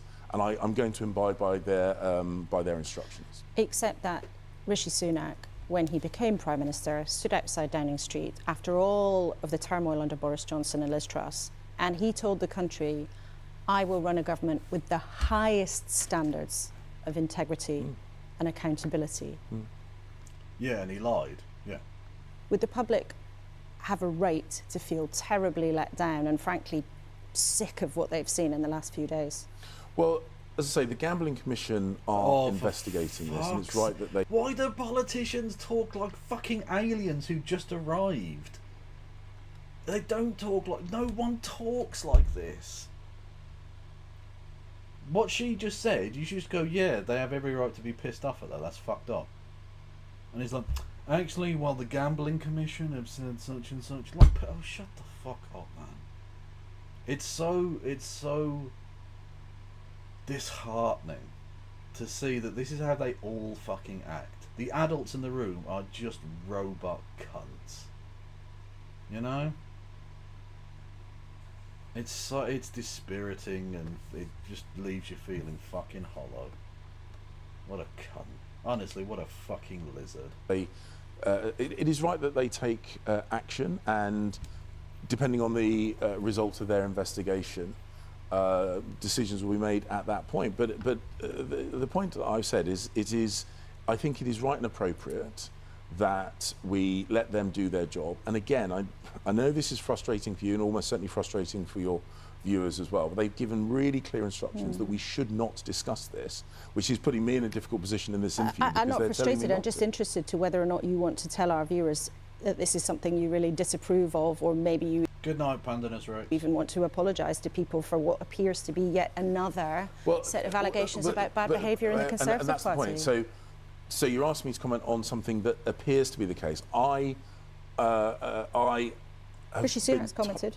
Well, I've said, and again, I mean, you're asking me to repeat myself from things I've said days ago. If people have acted inappropriately, I'm not going to defend that. I will happy to condemn that. But the point is that just as others in other parties have made it clear that the appropriate thing to do is wait for investigations to be concluded before we decide whether or not sanctions. Hello, Scouse Raw.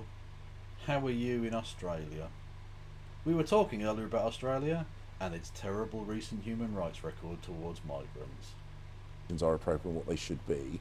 That is the case here. And as I say, I've been told explicitly by the Gambling Commission not to discuss this. OK, well, Home Secretary James Cleverly, thank you very much indeed for coming I guarantee this guy's horrible to work for. Look, I mean, just listen to the way he talks. He's obviously like a horrible cunt. It's always great to have us with you in the studio. We'll let you get back to knocking doors, whether in your shorts or your jeans. Have a good day campaigning. We'd wish that to everybody standing in the election. James Cleverly, thanks very much indeed for coming in. Wow, she almost revealed her little Tory bias there. Have a good day campaigning. We'd say that to everyone, though. Well, then, let's turn to the Labour Party now. Honestly, Laura Kuenssberg is going to shit it when the Labour Party get in. Because she's built up all this rapport with the Tories that, like, she's so annoyed that her little grift, to some extent, will be coming to her. I mean, this guy isn't any different than a Tory, really. It's just she has less of an instant rapport with him, I think. Weeks, Bridget Phillipson hopes to be in charge of England's classrooms if Labour gets what they want and win the election. We've talked to her before about her plans for childcare and one of Labour's main promises, which is to recruit 6,500 more teachers, paid for by taking away private schools' exemption on VAT, which they hope will raise £1.5 billion a year. So there are plenty of other things to discuss with her this morning. She's back with us in the studio. Bridget, good to have you with us. Now, I'm sure in the context of a campaign, Labour will enjoy having two embarrassing issues for the Conservatives this morning. But when it comes to Rwanda and our discussion with James... Yes, as a Norwegian, I don't get why you would be here. You seem to exist in, like, a functioning country. So I don't know why you would want to... I mean, other than to, like, think to yourself, well, at least, look, regardless of how shit things might be in my bit of the world, they're not as bad as in Britain. I get that. Britain is a pick-me-up for other people in parts of the world that are like, at least we're not literally swimming in our own shit. Literally. Cleverly, Labour doesn't have an alternative to the Rwanda deterrent, do they? How would you put people off trying to cross the channel? Look, as we've just heard there from James Cleverly, he used slightly more, his aide used slightly more temperate language than he's used about this in the past. It's clear that this policy is not working. We've got to process cases, we've got to deal with the backlog, and alongside that, our commitment is to a border security command that will deal at source with the criminal gangs who are exploiting this. We will approach it as a national security issue. As Keir Starmer has said, he spent his time as the chief prosecutor clamping down on exactly these kinds of gangs. We are serious about doing it. We have to make sure... Yeah, exactly. Yeah, the sovereign wealth fund of fucking Norway being propped up by Britain. It's the same with the fucking railways. The Belgian railways are basically being paid for by us. Not entirely, of course, but certainly they're being underwritten to some extent. Because those nationalised industries there, or partly nationalised, I don't know exactly the thing, own some of the franchises here in the UK, which are massively propped up by taxpayer money. That's the only way they can even be operational. And so basically the Belgian, and I think to a degree French, railway system is paid for by British taxpayer money. It's fucking stupid. Taxpayer money being... It's... Honestly, capitalism is just fucking cuckoldery. It's just you paying for someone to fuck your wife. That's what's happening there.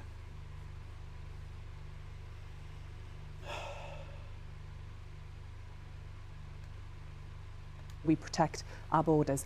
But if the Conservatives thought that this plan around Rwanda was going to work, that they were going to get flights off the ground, I'm not sure they would have called the election for now. And yet, Labour has also said to us, your colleague Yvette Cooper has said... It is a daring angle, actually, yeah, to be fair. You are an itchy knee away from a fucking fatal attraction moment, you know? to us that she would be willing to look at third country options, in other words, sending people who come here or trying to process them in other countries. And there are other countries around the EU, as James cleverly said, starting to look at this kind of approach. What would be... Yeah, the Kevin FM, as a Yankoid, you may not be entirely familiar with the Rwanda scheme, but you have nailed it by saying, isn't it super fucking racist? Yes, it is.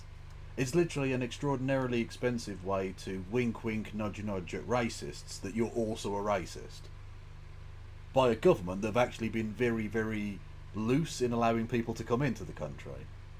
They've actually, the numbers have skyrocketed in terms of the number of people that have been allowed in and the people that have been coming. But this is a way of them pretending to be hard on brown people. Basically. You know. Your alternative to actually trying to stop people even hoping to try to come to the UK in this way? Because your approach of smashing the gangs is very, very similar to what the government's already doing. No, it will focus directly. I don't know what you're saying about Sweden, but could you do it in English at the very least, so that we can all rag on Sweden if that's what's happening? At source on dealing with the issue. So our Border Security Command will have an extra 1,000 cross-border officers that will deal with the gangs, that will seek to smash the gangs. But alongside that, I think it is scandalous that we're spending millions of pounds every day on unsuitable hotel accommodation. We've got to clear that backlog. The Conservatives have completely broken the asylum system, completely broken it. They know themselves that this Rwanda gimmick isn't going to work. We've heard from the Home Secretary, the fruity language he used to describe this. Fruity language! Fruity language! British politics is so dumb. Just say he called it batshit. That's actually fine. This is a serious grown-up TV show. Like, come on. Come on. Is this Labour person a TERF I've forgotten? I'm not sure if she is or not. Bridget Phillipson. It stands a chance, unfortunately, and she's probably going to have to institute some TERF shit, given that she wants to be the Education Secretary. But let's have a look at her views. Political positions? In the Labour Party leadership, she voted for Miliband, Cooper and Owen Smith and Keir Starmer. No, yeah, she's shit. She's a Roman Catholic. Labour confident if people vote or an eventual deal. Yeah, okay. I don't know exactly, but her voting record in terms of Labour leadership would suggest she's a rightoid. His own aid that he thinks the policy is crap. So let's just get on and do things that will actually work in making sure we secure our borders, process cases and make sure that people that don't have a right to be here are returned, because alongside that, returns have fallen through the floor. But if you want to get more returns with the EU, there may well be a quid pro quo of having to take people from other countries. Would you rule that out? What we've seen today, the Conservatives have been making all kinds of claims about this today. The usual desperate lies that we've seen right throughout this campaign. What's your answer to that question? Right. So we do need to make sure we get to a position where we have better returns agreements. And for example, that would be No, her haircut says primary school head teacher. I don't know what you're talking about. Around family reunification, but that will be subject to negotiation. But these outlandish claims that we see in the newspapers from the Conservatives are just desperate lies. And we see this on so many areas of policy. They've got nothing positive to say about the future of our country. All they want to do is scaremonger. That's true. To be fair, they are definitely getting desperate. Did you see our old friend Johnny Mercer, the piece of shit, the Veterans Minister?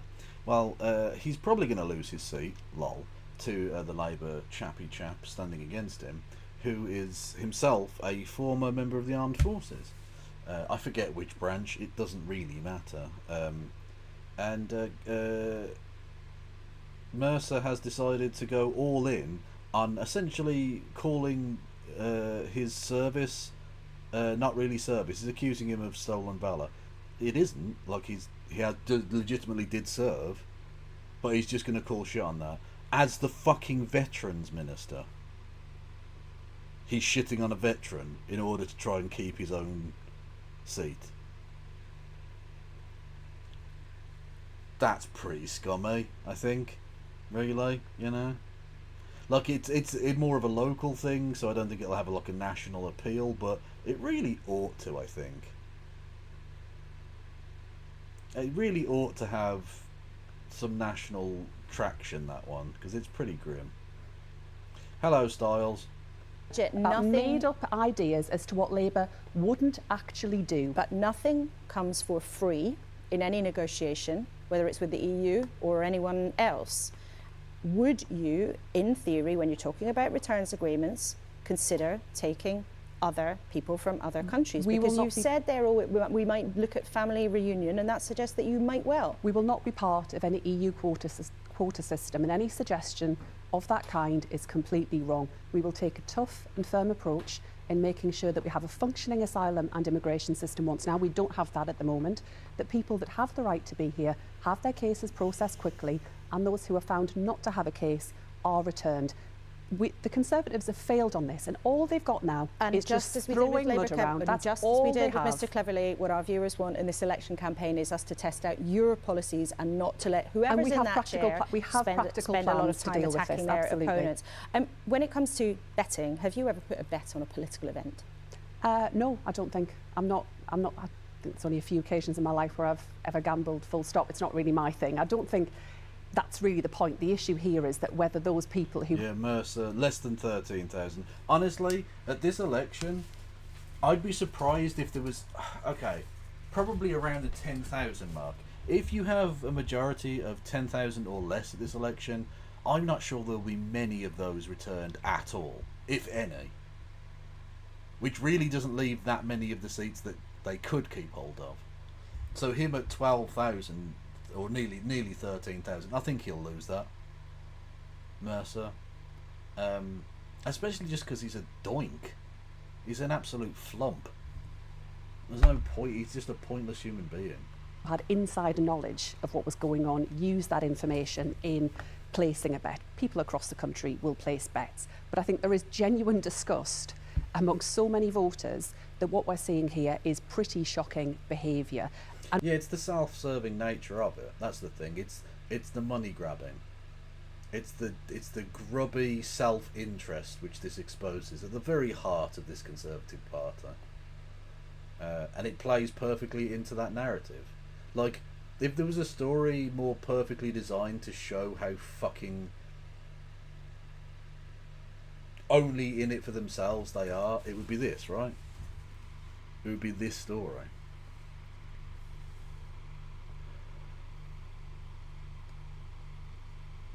Yeah. Yes, there'll be some 12 to 15.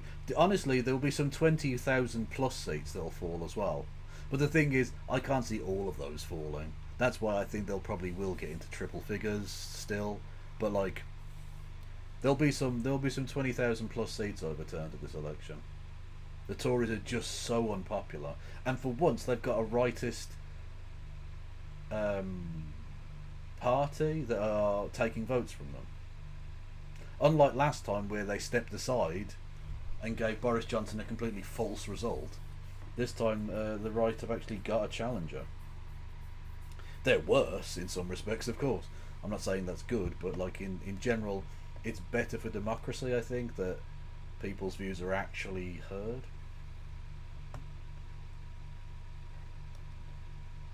But either way, fuck them.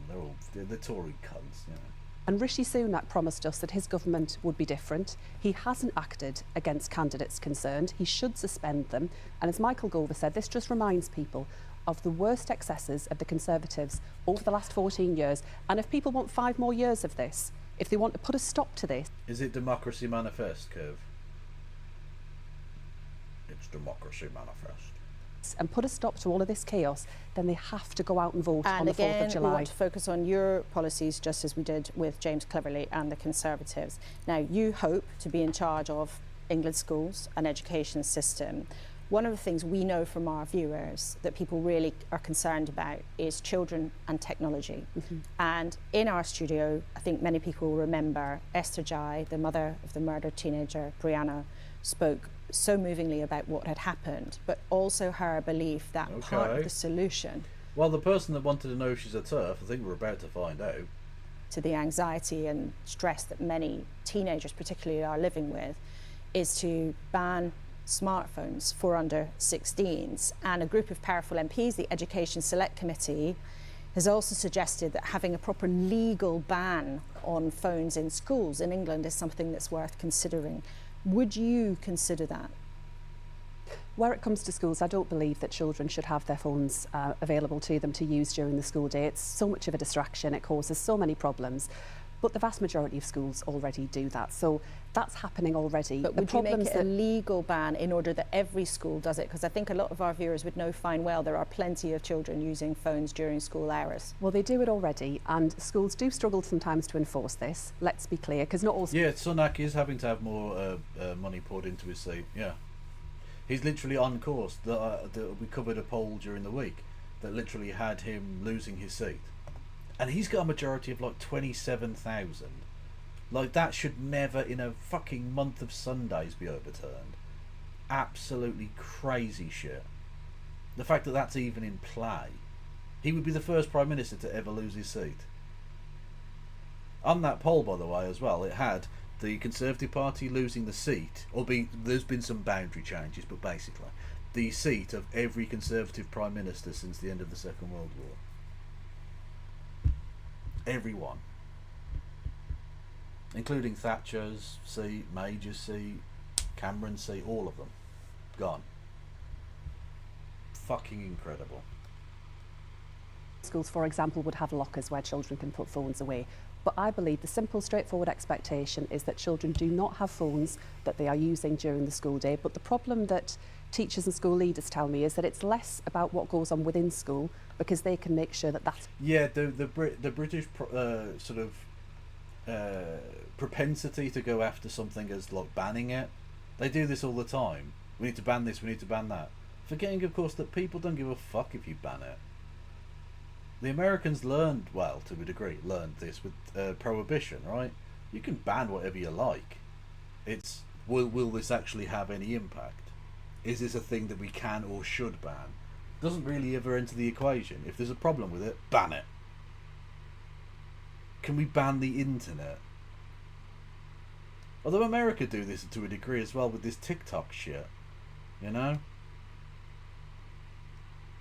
Not guns though. Guns is perfectly safe, obviously. It's enforced that kids don't have their phones available to them, but it's the consequences that follow around the school day, and sometimes what we see around social media, around bullying of young people, the rising tide of misogyny that we're seeing online, the fact that our young people are increasingly being targeted by hostile states seeking to influence and shape democratic outcomes, and our young people need to have the skills to look at what's there and in front of them and to question and to challenge, and that's what I want to deliver. But just before we talked about a different aspect of that, on that plan and your hope that children in school shouldn't be using their phones, China. Sometimes, and the Education Select Committee say it's worth thinking about this, actually to make it easier for schools, you should consider actually making a ban legal, because not all schools ban it. Some head teachers believe they want legal backing from whoever's in government in order to make their life easier. So again, are you saying that you would not consider going that far and having a legal ban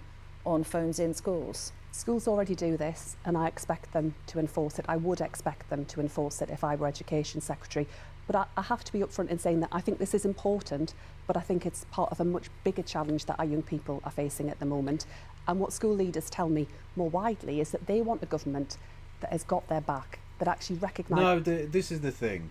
It's because TERFs are very noisy that the trans issue becomes an issue. Trans people make up such a small percentage of the population, and it's only really TERFs that give that much of a shit about it. Like, Conservatives will use it as like a culture war issue, but the culture war doesn't really have as much of a pull here, and you can see that by the fact that every time the Tories have tried to use the moral panic, trans panic thing that like gets used all the time in America, it really hasn't played. It really hasn't like hit home in the way they wanted it to. Lee Anderson, the former Tory MP, when he was vice chair of the party, said that they were... Ladies and gentlemen, we got him.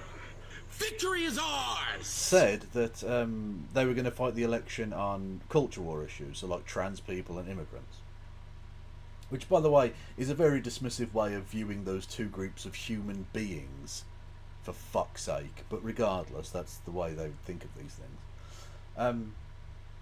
And no one trusts them on the immigrant thing, and no one really cares that much about trans stuff, because it's like such a tiny issue. Yeah, no one can. Like, people care about not being able to feed their family, or keep a fucking roof over their heads, or afford petrol to put in their car to go to fucking work next week. That's what they care about. They don't give a fuck about a trans person going for a shit, or using a fucking changing room, or existing in a school. What the fuck? What? No one gives a fuck about this. This doesn't affect people's lives. So the fact that the Conservatives wanted to run on this shit, like, I'm really glad. It's actually been heartwarming to a degree to see that every time they've tried to push this shit, mostly it hasn't had any impact. It hasn't had a lot of play in the media. And the Tories have tried, and I said they would. They'd go back to it and try and make this a thing, and try and push it as the thing. And it just hasn't. It hasn't become the wedge issue they were hoping. Do you want to see the world's worst stand-up by Posey Parker? Okay, I could be interested in this. Oh no, what is this? Okay, go away. What is this? Apparently, I hate foreigners. I just want to say, I really like the French a lot, and the Dutch. I love the Italians. I love foreigners. Oh, sorry, Ecuadorians. There's also, without irony, there's someone with a sign that says, United Against Hate. And there's another person who can't spell the word turf.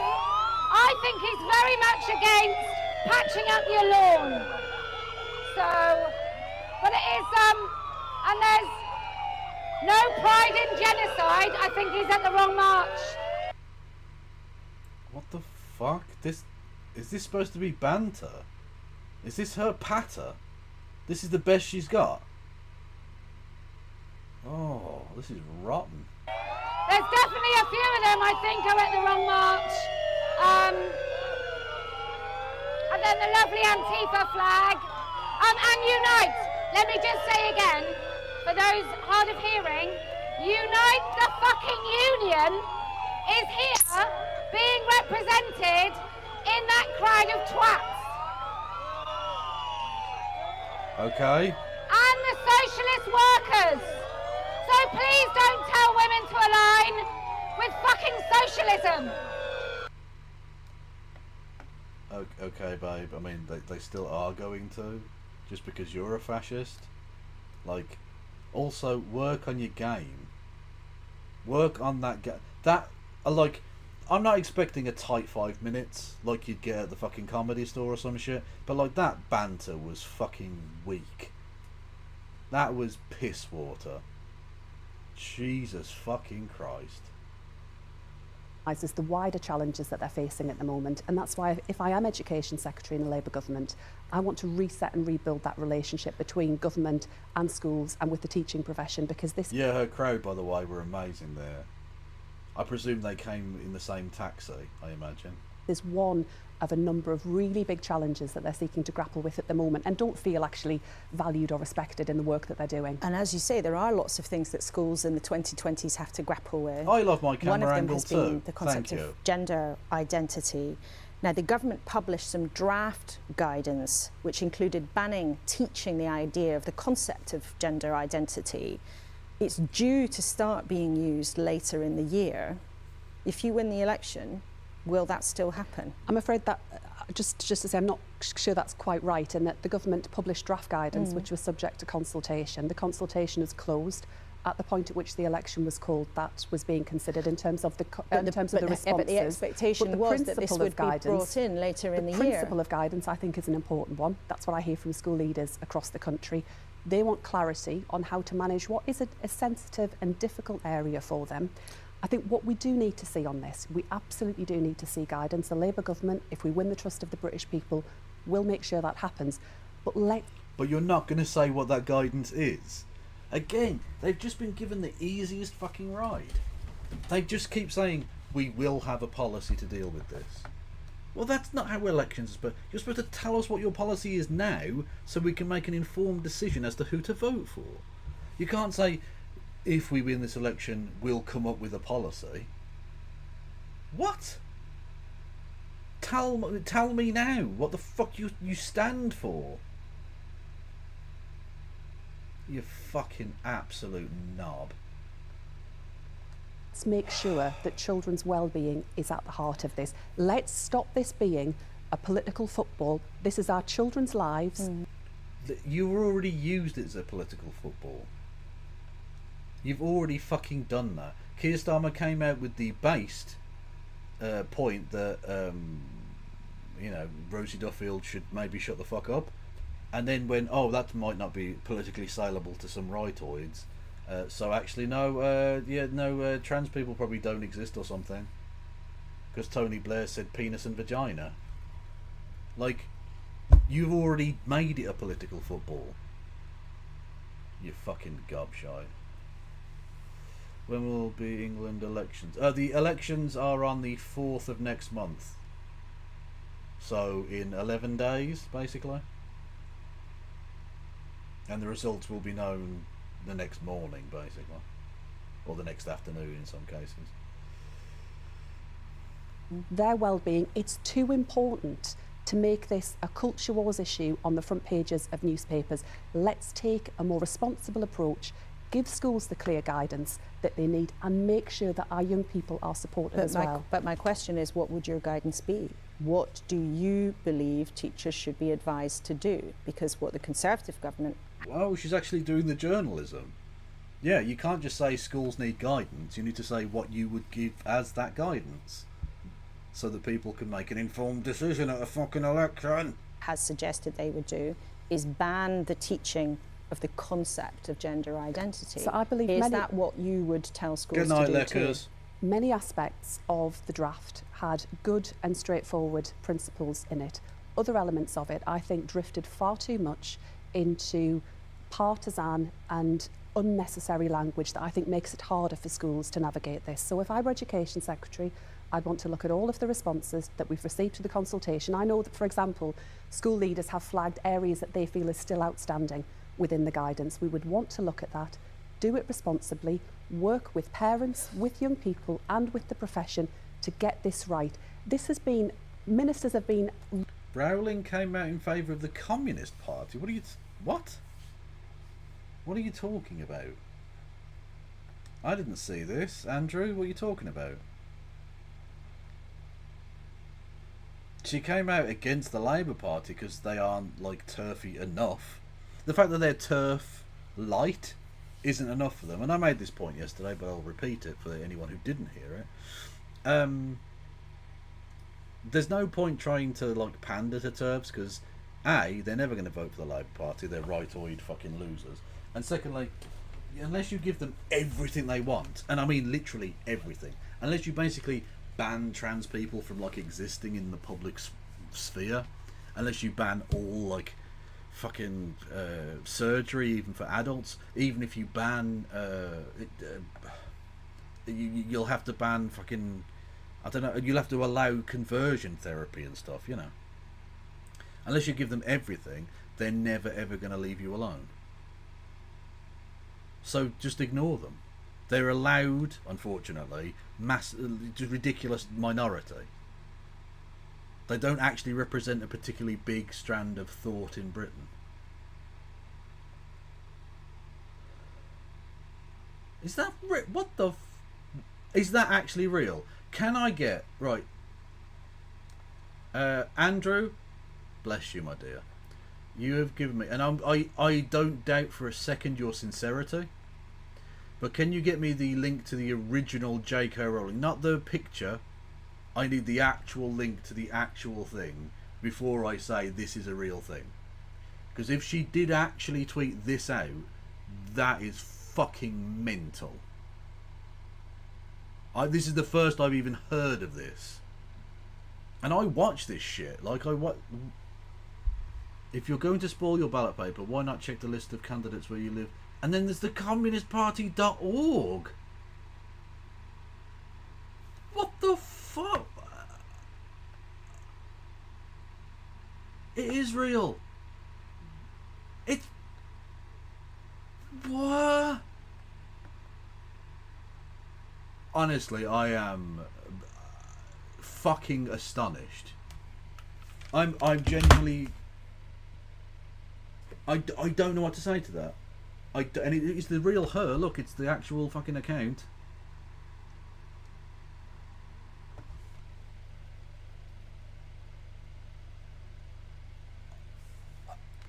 It's rare you'll find me on this channel, chat, speechless. Very few things can shock me, throw me off my game particularly. They can distract me, but that's a slightly different matter. Very few things can make me speechless. I actually don't know how to respond to this. I don't know what to say. When did this happen? 8:10 p.m. Oh, okay, so yeah, no, I was watching Scotland.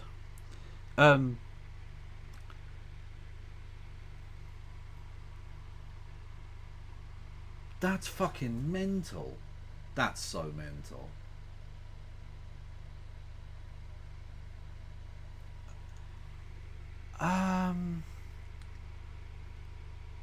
Yeah, that's... No, yeah, the Communist Party GB is very, very transphobic. They are, to quote our friend from the other evening who was referring to furries, but the basic point is transferable to the Communist Party of Great Britain. They consider trans people to be bourgeois degeneracy. They are bourgeois, decadent degenerates who are undermining solidarity based on class. They are upper-class fifth columnists, ready to take down the glorious People's Republic of blah, blah, blah, blah, blah. Right? Brain rot. Fucking bullshit. They're just transphobic scum. But, like... She's a fucking billionaire.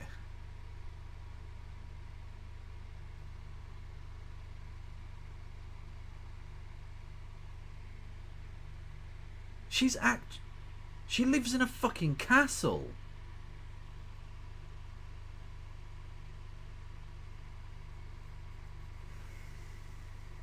Oh no, they're both bad trout. The CPG BML are worse, but they're both fucking awful. They're both genuinely just like fucking dreadful cunts. Yeah, they're worse. Yeah, the MLs are worse tankies, but they're both still fucking trash. But like, what does she think she's doing here? As one of the wealthiest people... Well, actually, she's not that. I suppose. She's certainly very wealthy. Well, unfortunately, Britain has lots of billionaires, so she's probably not even that high on the list. But as a very, very wealthy person who lives in a literal, actual fucking castle in Edinburgh, or near Edinburgh, what does she think she's achieving by doing this? Because, like, even when she was a supporter of the Labour Party, she was always a rightoid. Right? Like, she gave £1 million to the Labour Party back when Tony Blair was leader. She railed vociferously against Jeremy Corbyn for being an anti-Semite. Like, bitch, what the fuck do you think the CPB's policy on Israel is exactly? I imagine it's actually fucking way more extreme than Jeremy Corbyn's position. It's probably something like we need to They probably pull a Vosh on this one and say that Israel needs to be turned into window material. Let's put it that way. Like,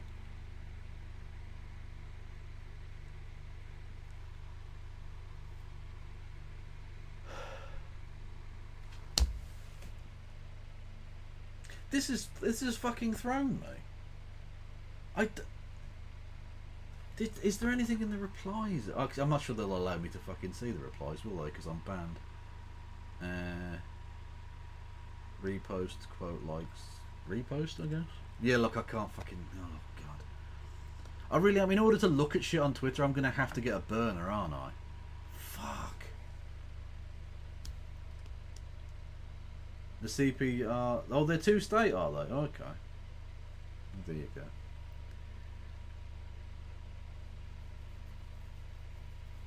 What the... Okay, I'm just going to put it out there to everyone. What do you think about this? Because I don't know what to say other than... What the fuck is this timeline? What world are we living in? When someone said that, I thought they were like shitposting. I thought it was a joke. I thought it was such a stupid fucking thing that you've said. And I don't mean stupid as in you're stupid, but the thing that's being said is like, for comedic effect, a very stupid, like, out there thing to say. J.K. Rowling, the billionaire who lives in a castle, has endorsed the Communist Party. Like, it's fucking nutty. Why would, you know? And then it's real. And it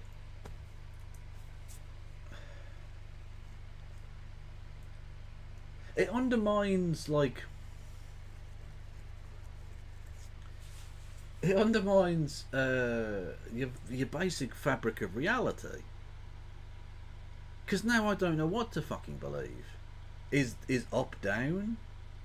Am I a man dreaming that I'm a butterfly, or a butterfly dreaming I'm a man?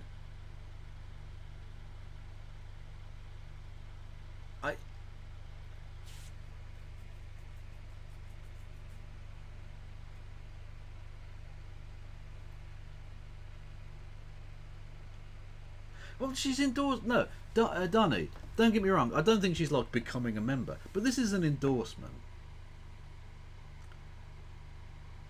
She's literally saying you should vote for one of the candidates on this list, and it's a link directly to the Communist Party of Britain with a list of their people. Are they standing anywhere near me? I do hope not. Nah, there's fuck all near me. Quite a lot in Scotland. Not surprisingly, I would imagine. They're standing in Blarney Gwent. Okay. So like that's an endorsement at that point. It's not necessarily an endorsement of everything they stand for, but like that's a pretty broad like endorsement of a party. Yeah.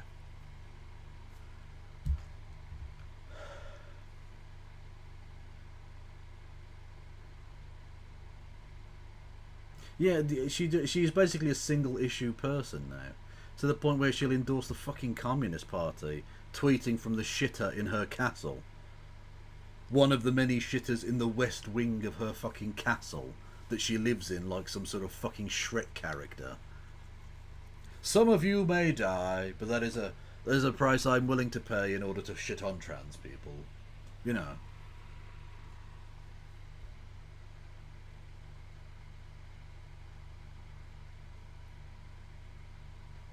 Batshit. To quote the great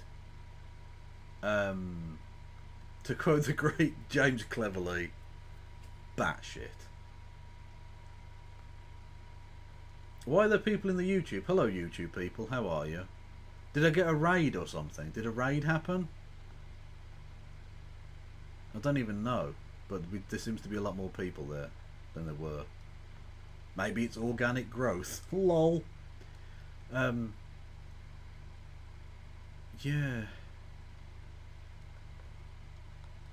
Okay.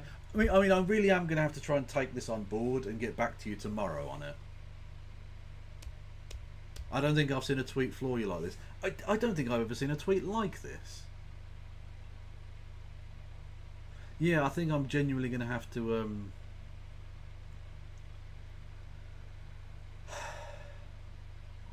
I think I'm going to have to I'd let this sink in and get back to you tomorrow about it. Well, technically today, because it's 10 past. But, reclusive Enya lives like a queen in a castle with her cats. You know what? This is the kind of eccentric bullshit I can get behind. If you're going to have the money to live in a castle, live in a castle like a queen with your cats. Yeah. I'm on board with that.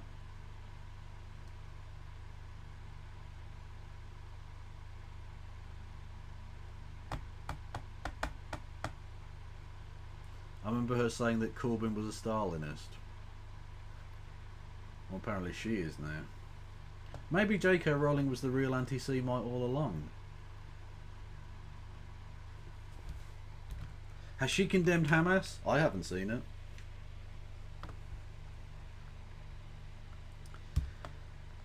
Okay. I've got to try and clear my mind of J.K. Rowling and communism now. An unlikely combo, but there we go. Rowing about this for months and months. That is not the way to deal with such But I want to sensitive press you on issue. this point because it's a very sensitive issue and it's of great importance to some people, and some teachers have felt very anxious about this. So you say some elements of the plan are okay, some are not, but would you ditch the ban on teaching the concept of gender identity? No, there are trans people within society, and their existence should be recognised. So you wouldn't ditch that? They had no. This drifts, I think, sometimes into a slightly bizarre conversation. There are trans people. They have a right for their existence to be recognised. Many trans people are... Okay, I don't think she's a TERF at the very least. Now, that doesn't mean she's going to be a good person in regards to trans rights or anything, but a TERF doesn't say shit like that, usually speaking. Vulnerable and are deserving of support. Alongside that, we've got to make sure that schools have got clear guidance about how best to support children and young people that are experiencing distress and issues around their well-being. That is not well served by ministers picking fights, seeking headlines. Let's take a more responsible... Oh, of course she's a fucking coward. She's in Keir Starmer's cabinet. She's not going to have principles. ...approach. Let's take the heat out of it. Let's do this properly and seriously. Naturally, but there are also people in the Labour movement who are very unhappy about how Labour has handled this issue. J.K. Rowling, who was a big vocal backer and financial backer of the last Labour government, has said she's not sure she can vote Labour because of the position that the party has taken and how Keir Starmer has handled this tricky... Yeah, but also, who gives a fuck? She's a mental old dickhead. Tweeting mad shit about trans people all the time from her castle. I don't think she's representative of that many people. I don't know that the elusive billionaire in a castle cohort is actually that big in the country. Like, I don't think the mental anti-trans bigot in a castle is going to be the next white van man or C2 voter. I don't think it's going to come on like a significant voting bloc. Issue around the balance between the rights for women and the rights of transgender people. She said Labour has... Which are not at mutual odds at all. ...abandoned women. What did you say to her this morning? I wish we could abandon her in a fucking forest. I mean, I'm genuinely sorry to hear that because I have a real degree of respect for J.K. Rowling and all the work... Oh, she's a cunt. Okay, cool. ...that she's done on raising awareness about violence against women and girls, and that's personal to me too. I would say let's look at the work that Labour... Really? That's the thing. When it comes to talking about trans people and J.K. Rowling, that's the thing you're going to focus in on. That's the thing you're going to say. She's trash. She may not be an out-and-out TERF, but practically speaking, she's little different. Be gone from me. ...has done before in this area and what we're committed to doing now. We will halve violence against women and girls. We will make sure that those responsible face the full consequences of the law. We will go after those people that time and again, the men that time and again target women and make their lives a misery. We will... Well, yeah, you are targeting them by kicking them out of their seats at the election because it's just the Tory backbenches. We'll put more police on our streets. But she's talking specifically about how Labour has handled what is a very sensitive issue. She believes Labour has abandoned women. What do you say to her? It's not about what your record might be on other areas. On this issue, What would your I message? didn't see her speaking out when the Labour Party actually abandoned Faiza Shaheen, or actually abandoned, not Liz Truss, fuck me, Diane Abbott. As if I mixed those two people up. Jesus fucking Christ. Anyway, I didn't see them actually bothering about any of that. Those women can go fuck themselves, apparently. Maybe if they stood for the Communist Party of Britain. Again, I can't get it out of my head. It's seared in there now. It's gnawing away at my very cranial matter.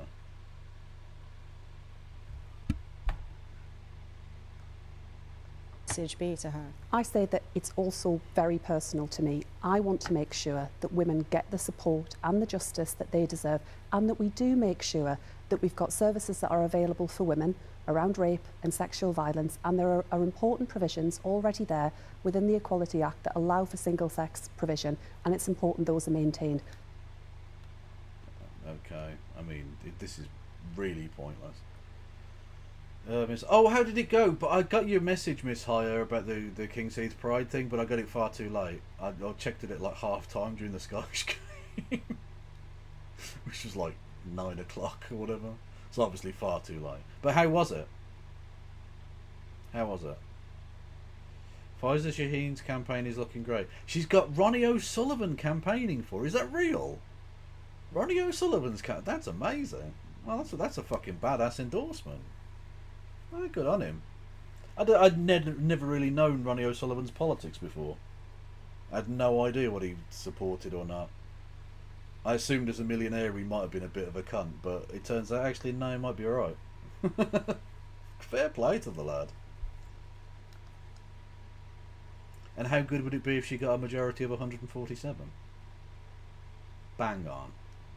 But let's alongside that make sure that trans people too get the support that they need. I don't believe it's an either or, but I would say really, do judge us on what we've done in the past to support women, and look at what we're setting out right now to make sure that we get rape prosecutions, that we tackle domestic violence, that young women in our schools feel safe, aren't experiencing sexual harassment. That's a big concern. Did Ronnie O'Sullivan back Corbyn? Oh, that's fucking dope. Hang on. Ronnie O'Sullivan, Corbyn.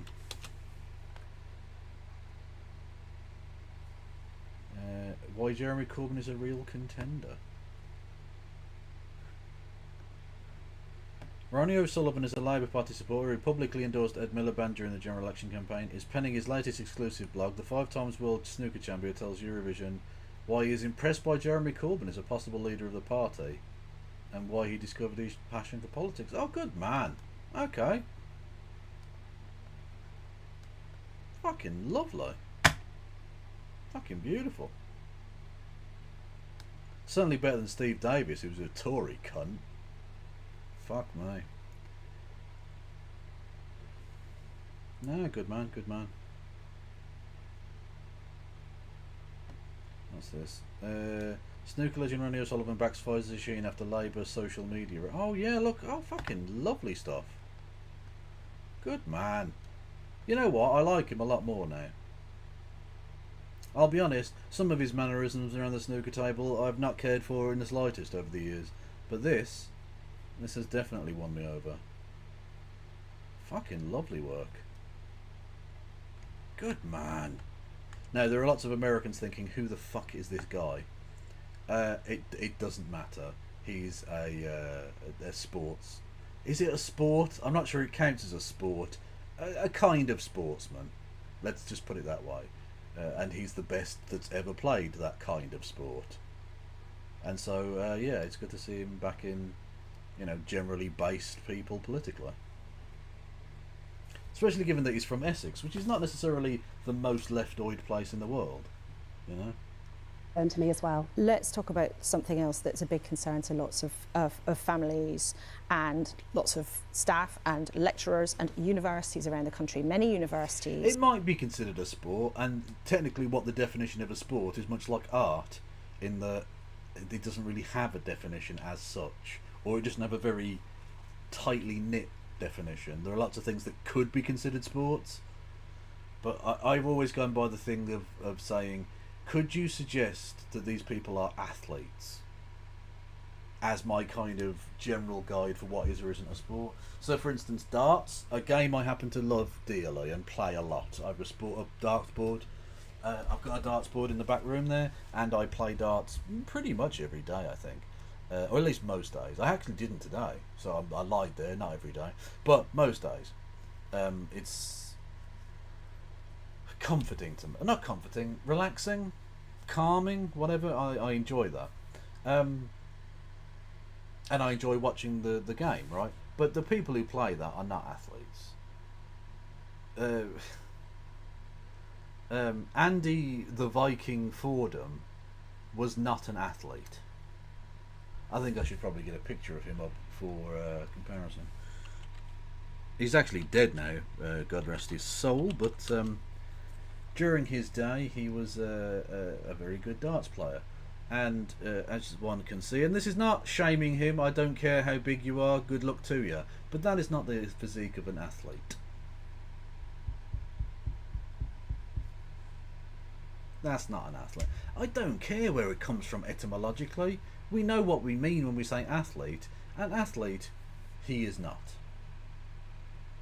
And whilst he is a more extreme example, the point stands. Phil Taylor was the best that ever did it, and he was a big lad too. These people are not athletes. It isn't a sport. And snooker doesn't have as many big lads as it used to, because it used to have some big lads. But it's still a thing where you can be not an athlete and still be very good. So I'm not sure I count it as a sport, but whatever. Are in real financial difficulties. Yeah. Now, you have called it a crisis in higher education. On a point of principle, if you explain sumo. Well, I don't think sumo is a sport. Sorry. I don't think it's a sport. What can I say? You went to school with Priestley's kid. Oh, nice. Fucking Dennis Priestley, man. Love it. Become Education Secretary, would you use taxpayers' money to bail out a university that might otherwise go under? So universities are in crisis, and I'm really concerned about that. And the challenge that we have from opposition is that I know the government have been doing work in this area to understand the full extent of what's going on in the sector. We don't have the same level of access to that. Do I care what this person has to say, actually? But I think we do have to tread with real... I think the J.K. Rowling thing has genuinely thrown me. I don't know that I care what this fucking idiot has to say anymore. Disagree, you're wrong. About sumo. Tell me why I'm wrong about sumo. Real care here, because universities right across our country and our towns and cities are really important engines of growth and opportunity and jobs, and I would want to avoid any disruption. Growth and opportunity, not learning, not culturally enriching, not developing things that help it. No, just growth and opportunity and economy. They're just Tories. They're just Tories. And you know what? I don't care what this fucking person has to say. I don't. So I'm not going to pretend to. I'm not going to carry on listening to what she has to say. For tonight. I don't give a fuck. A bit rushed, but it will have to do. What is this? Jesus Christ. I think we have tomorrow's opening GIF. Not GIF. Tomorrow's opening meme.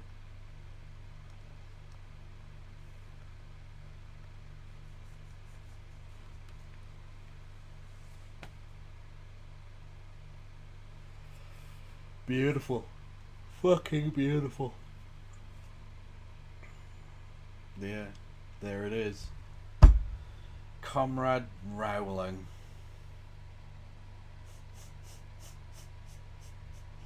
Comrade Galbraith. Welcome to the revolution.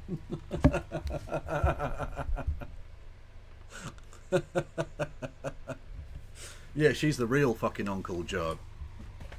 Yeah, I did just misgender her. And what?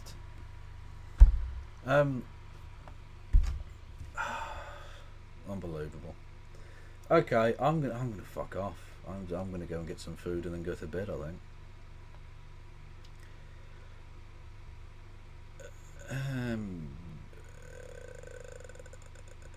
I do remember that, yeah. But no one can see that because you're a likely ban evader, apparently.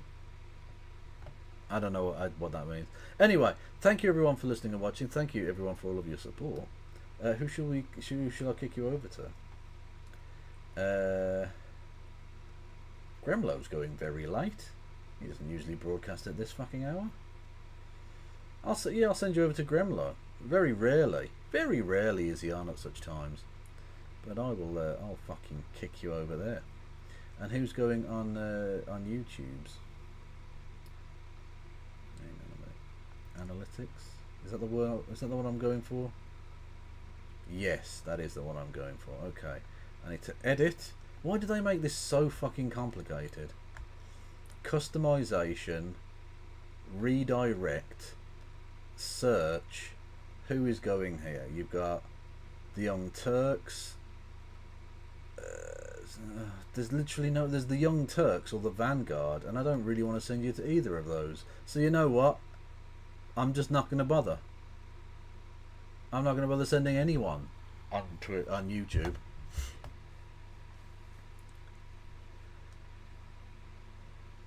Pause the solid form of pay. Not ban evader. Read the tag. What? I don't know what that means, Alex. Anyway, it doesn't matter. Right, who's going on Twitch that I can kick you over to? Oh, fucking Gremlo. I need to get better at like getting in and out of the fucking stream, don't I? Like, I really do. I'm gonna where's Graham? No, there he is. Fuck me. Everyone going to say hello to Gremlo, who is good beans and good tats. Oh my god, he's got good tats. Anyway, I'll be back probably later today with some stuff. And then Tuesday, I'm not sure I will be here because the England game. I might actually go out for a drink. So I probably won't be on Tuesday, I think. Maybe I will, I don't fucking clue. Anyway, yeah, go and say hello to Gremlo, awesome dude. And I'll see you all later. Stay beautiful, no pass around.